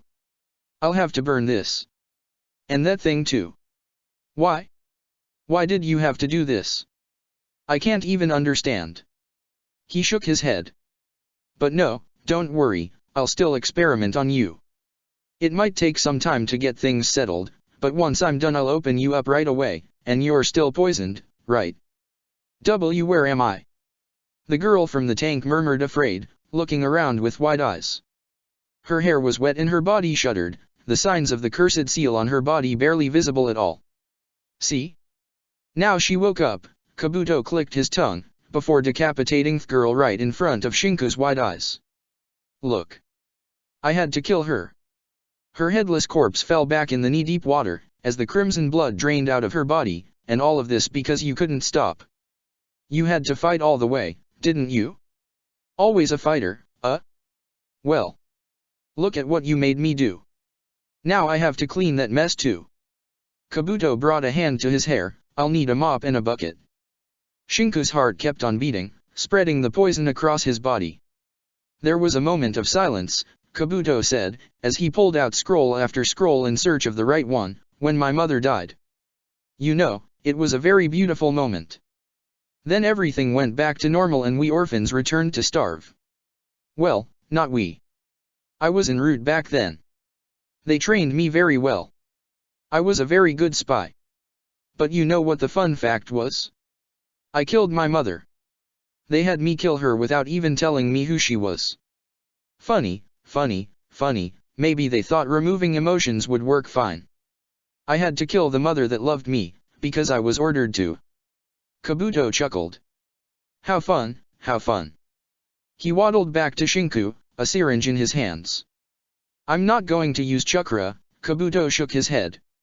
"I don't want to make changes to the test population, you know, this is going to hurt, but you're used to pain, and I think you're already suffering enough with the poisons in your body." There was a giggling sound. "Why are you laughing?" "There's nothing funny in this," Kabuto hissed. Shinku's eyes widened. He hadn't. The giggling turned into a mock laughter. "Really, Kabuto? All this mess only for this?" Kabuto's face turned pale as he turned, watching as a form emerged from the girl's headless body, discarding it as a snake would his old skin. "Ah," Orochimaru exhaled. "This is quite beautiful, I admit. I must thank you, I suppose." His golden eyes looked towards Kabuto, always trying to improve the seals. "Excellent job, really excellent job." In an instant, Kabuto's entire demeanor changed. He relaxed, smiling graciously as he inclined his head to the side and assumed the same pose of a demure assistant. Shinku would have widened his eyes if he could move them. As he was, lying in a puddle of his blood with the water lapping at his midsection, he could but watch. "Of course, Orochimaru-sama," Kabuto replied mellifluously. He even went as far as making a bowing gesture. "You are not forgetting something." Orochimaru raised an eyebrow, his hand extended. "Oh, of course," Kabuto delivered the kusanagi, still in his grip, handing it over to his master without a shred of hesitation. The next moment, with that identical lack of hesitation, Kabuto's head neatly rolled inside the knee-deep water of the cellar, before a series of slashes and slices turned his body to mincemeat. The thin spray of crimson blood blotted the water and turned it crimson. And Shinku could only stare. Unfortunate, Orochimaru shook his head, but he was a stupid, if he thought I would forgive such a treatment of my corpse. The snake Sunin locked eyes with Shinku, licking the blood off his sword. It took me a while to recognize you. I admit, the name Shinku did not ring a bell at first. You were the third wheel, right? I think I saw your back, running away in the forest of death, and then I saw your back again, running away from me in the land of rice. How many times, I wonder, have I seen your back? Well, I'm seeing your front for once now, right? Kukyaku, although I think it's because you're unable to move. Shinku just gazed. He couldn't move, completely paralyzed as he was. His breathing was starting to slow down too, his lungs drawing in less air than a minute before. Still, Orochimaru remarked. I'm within Konoha's walls now, right? He looked around. Tricky, I'll Amanda a few sacrifices, but I'll reverse summon myself. It will be less risky. Orochimaru's ears perked up all of a sudden, before he could get through his unsummoning. Oh, he smiled, looking towards the stairs. Someone is coming in. He made a silent gesture to Shinku, before disappearing within the water. Shinku hadn't heard anything, but he knew better. A masked Umbu walked down the stairs as silently as possible, looking around the water-filled room. He turned to give a nod of clear to the rest of the team, which descended soon afterwards. They walked atop the water, moving towards the body half floating and half held by the wall above the water's line. We found him, Hokage-sama, an Umbu replied into his radio. There are corpses and signs of battle, but there is no sign of Orochimaru, Hokage-sama. Get away. Shinku wanted to scream it. Orochimaru is here. Get away. The man wasn't hearing him. He couldn't because Shinku could not speak. Yes, we'll bring him out, the Umbu said. Just leave already. He's in here. He's.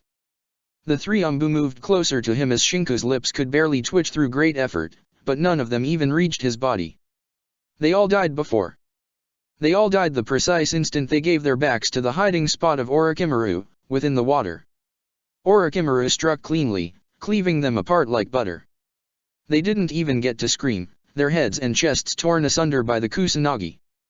The water was now a dark crimson color, with the blood of so many coloring the water even more. Shinku would have wanted to weep. This was a nightmare, one he couldn't wake up from. It was one where he didn't have Inner to help him, because there was only him in there. He was alone, and he was strong enough to resist this. Yet, he didn't want to. He wanted to roar for someone to come to his aid. He wanted to burn away at Orochimaru's presence, but he couldn't.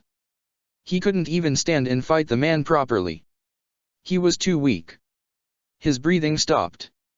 His heart drummed harder, realizing he couldn't breathe as panic briefly settled in.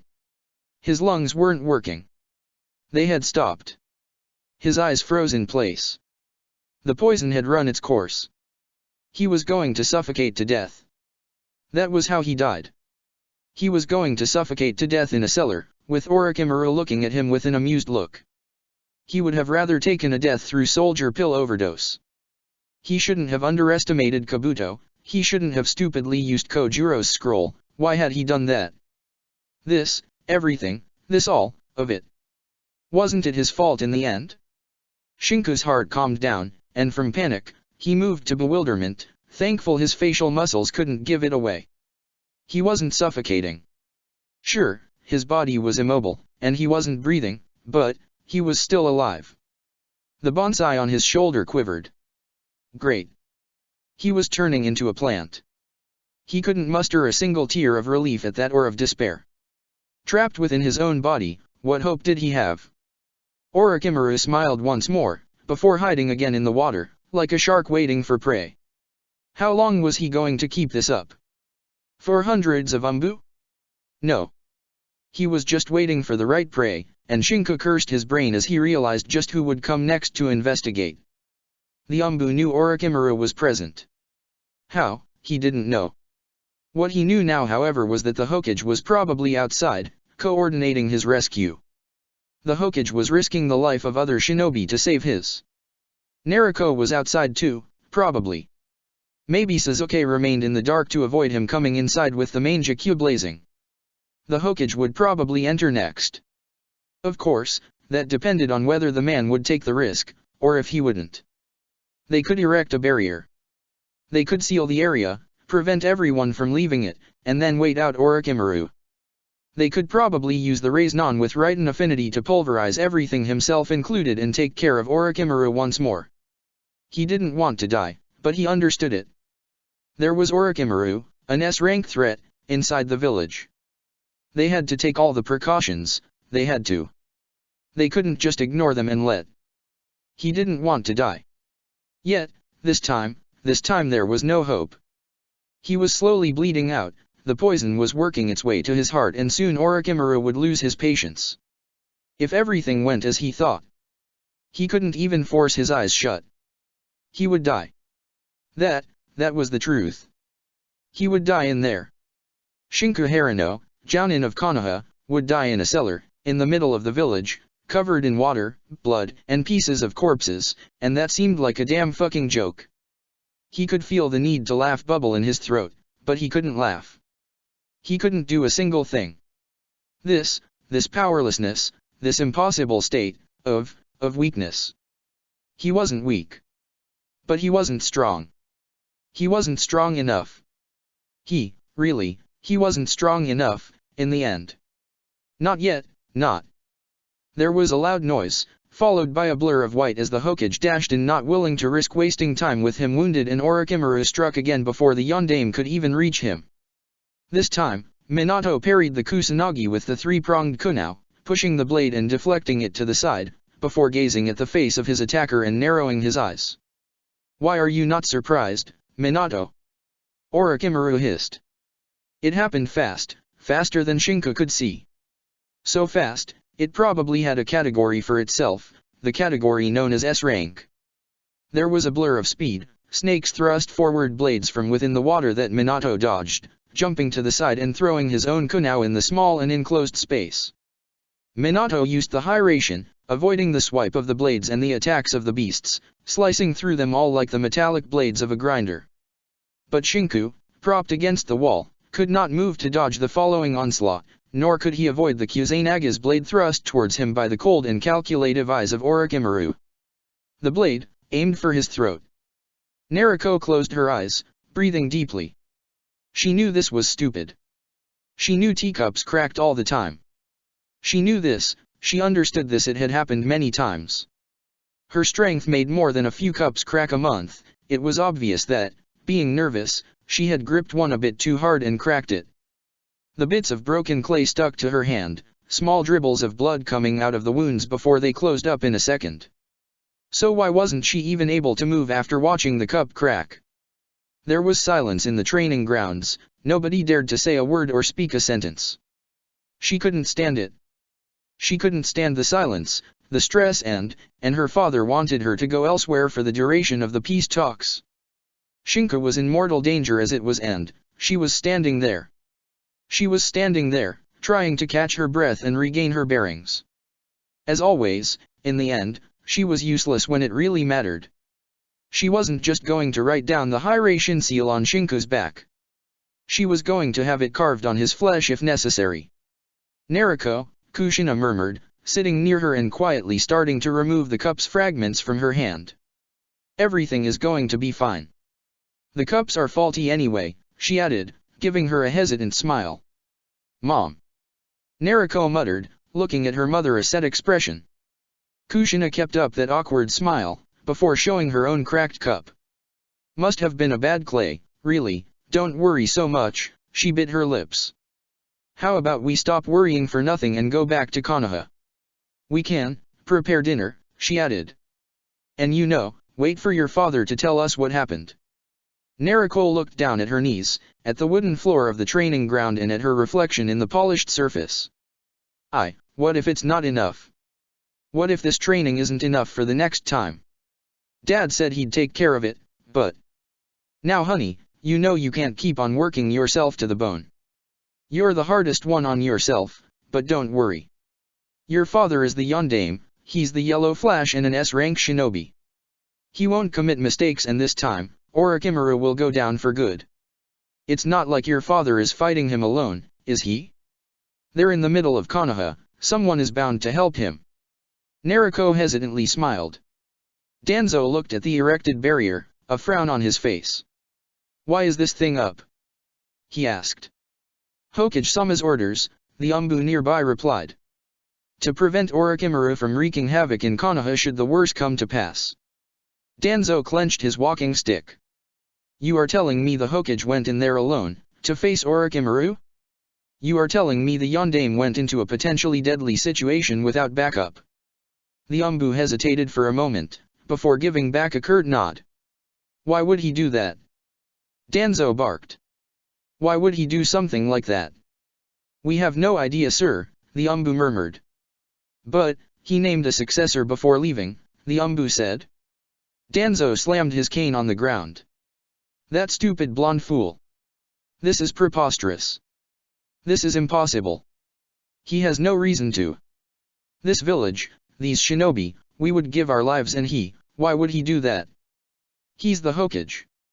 He shouldn't, he. Danzo closed his eye, an image of gray hair, blue armor, streaked by for a second. Ah, right, he shook his head. I forgot. In the end, the fool had to prove me wrong.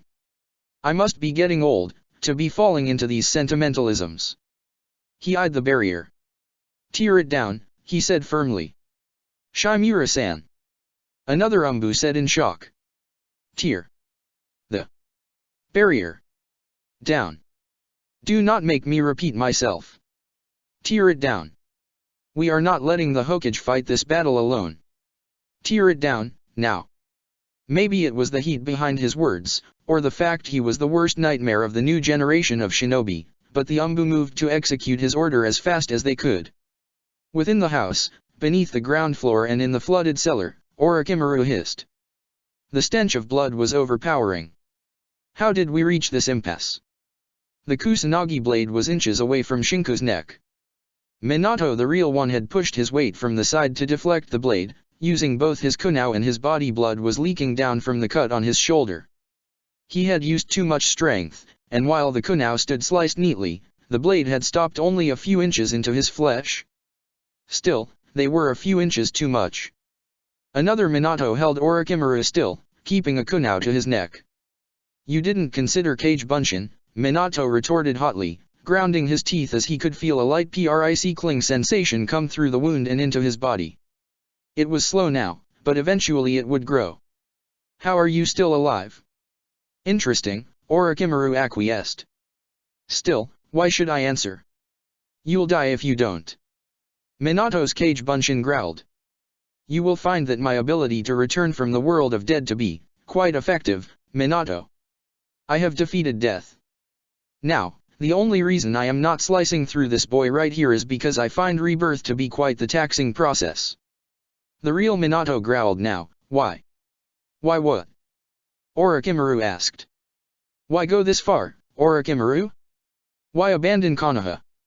Was it for the hat? Because the Sandaime chose me over you. It was never about the hat, Orochimaru growled back. It was always about finding new things, discovering new portents, and doing everything I wanted to do. Now I have that freedom, and you can't take it away, Minato. Don't you dare move, Minato hissed. Oh, but you see, all I need is an instant. Sure, maybe you are trying to put up a barrier around this place, but, as long as I hold this boy here prisoner. There already is a barrier up, Orochimaru, Minato snarled, you have no way to escape this. And Shinku is a shinobi of Konoha, he's willing to make any sacrifice for the village, he exclaimed back.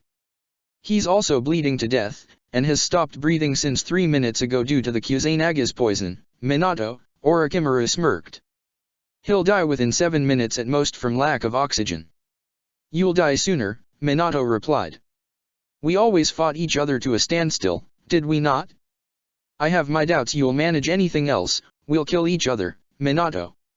You can kill me, but I will kill him. Strange you're wasting time over it. Is there something I should know? You look awfully willing to postpone the inevitable. It doesn't concern you, Minato said. What I know is that I'm holding you here, and you won't be able to save him, Orochimaru smiled. I just need to move my wrist a bit. The wall just next to Shinku made a light crack sound, as the blade moved an inch closer. The real Minato shifted an inch away from the blade, avoiding it from sticking any deeper in the wound. The cage bunshin's kunai nicked at Orochimaru's neck. Orochimaru smiled.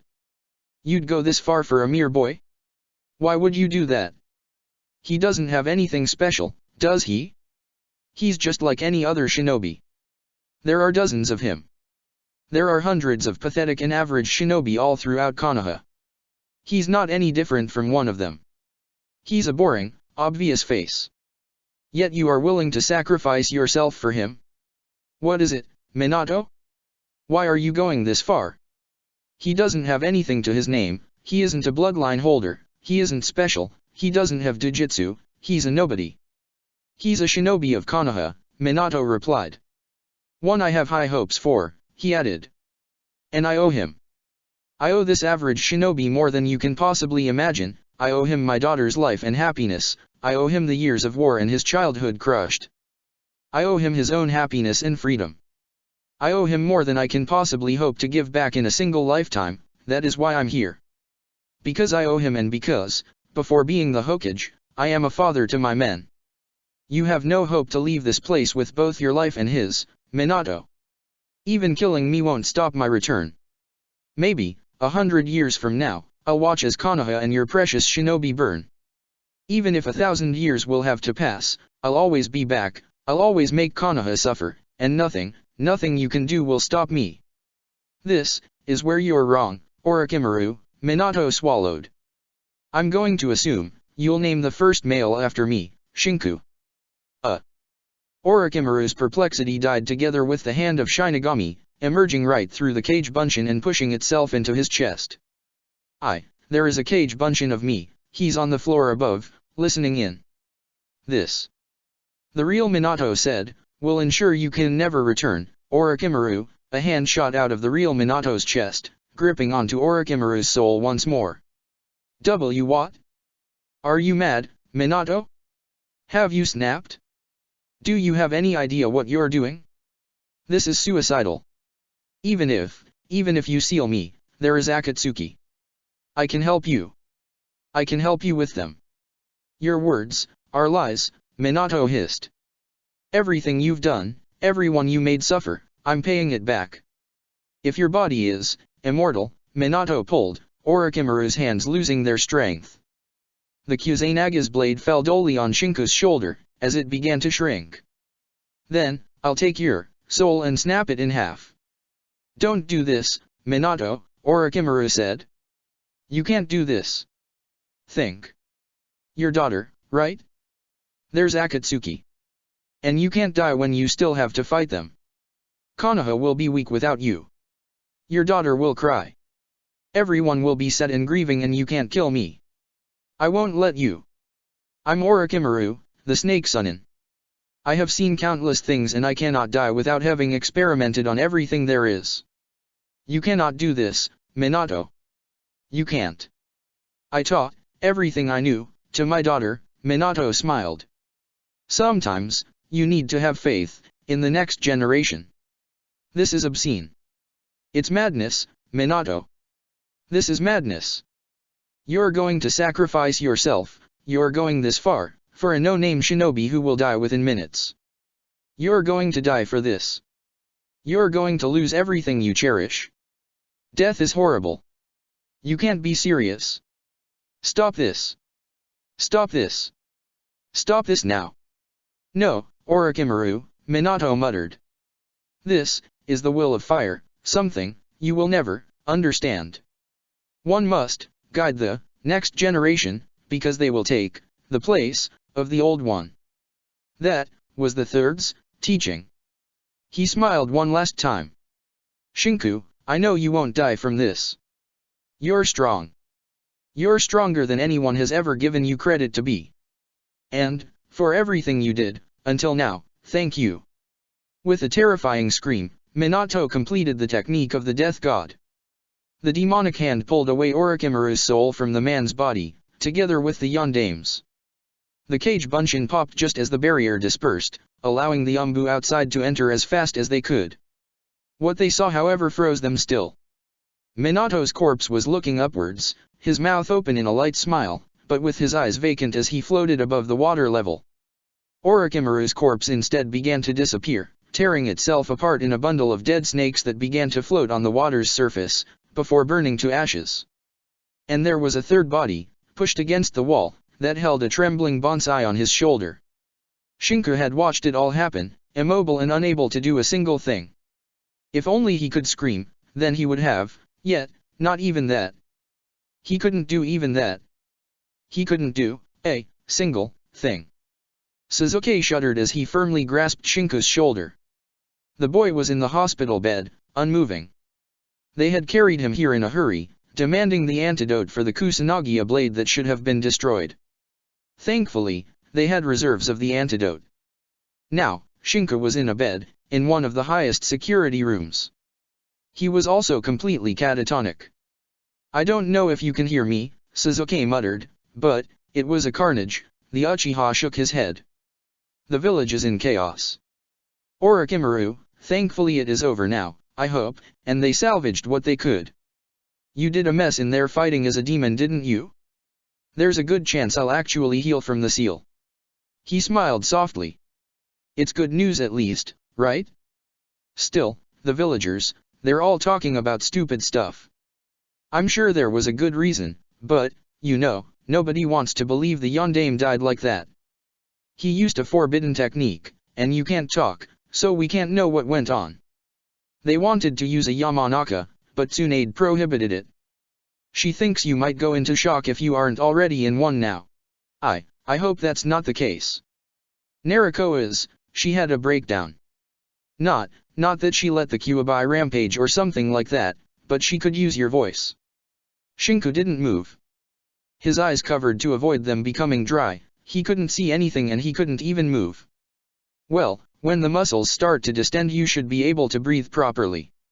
We've intubated you, and kept your eyes closed because dry eyes are a bitch and..." There was another pause. "I'm the fucked up one in the team, remember? I have the seal and the death sentence. You two bastards are supposed to outlive me, not try your hardest to die first or become more fucked up than me." Sasuke's hand stopped to check on Shinku's pulse. "And you're supposed to be my best man at my wedding, while Naruko has to catch the bouquet. How am I supposed to get married if I have no one to hold the rings? And how is Naruko going to get married if she doesn't catch that damn bundle of flowers? Just wake up soon." Then, there was silence once more. He didn't know how long it was, before someone opened the door again to check on him, or how much time passed before Sasuke returned, but some time had definitively gone by. Yet, he still couldn't move. "Right," Sasuke's voice came once more. "Tsunade came back with the tests. You wouldn't guess it, but apparently you've got the Shodame's cells in your dead arm. It's the Mokuton, you know? It's a very rare technique, the pride of the Shodaime. And you, well, I don't think you have it, but the S-rank shinobi who tried to attack you did and used it. You're carrying it. By the way, I don't know how you managed to keep on breathing without your lungs, but now they're working once more. I think you should try to talk in a few hours. Just try to say something. If it works, then we'll know if you're catatonic or not. I hope not. Really, nothing that happened was your fault in any way, Shinku. Nobody blames you. Do you understand me? Nobody blames you." Silence came once more. He didn't know how long it was, before he took his first breath with his mouth and nose. He coughed soon afterwards, the tube in his mouth making it extremely uncomfortable. He nearly choked on it, before someone pulled it out hastily. "Shinku? Can you hear me?" He gasped for air. Sasuke's voice reached his ears loud and clear. "Jiga! Don't try to talk too soon. It takes a while for the antidote to run its course. Jiga! Breathe, slowly now. Jiga! No, I can't remove the bandages from your eyes at the moment. Jiga. No, you'll have to wait Tsunade for that. Just, try to relax. Jiga. He stopped trying to talk. Good, Sasuke murmured. You've been immobile for a few days.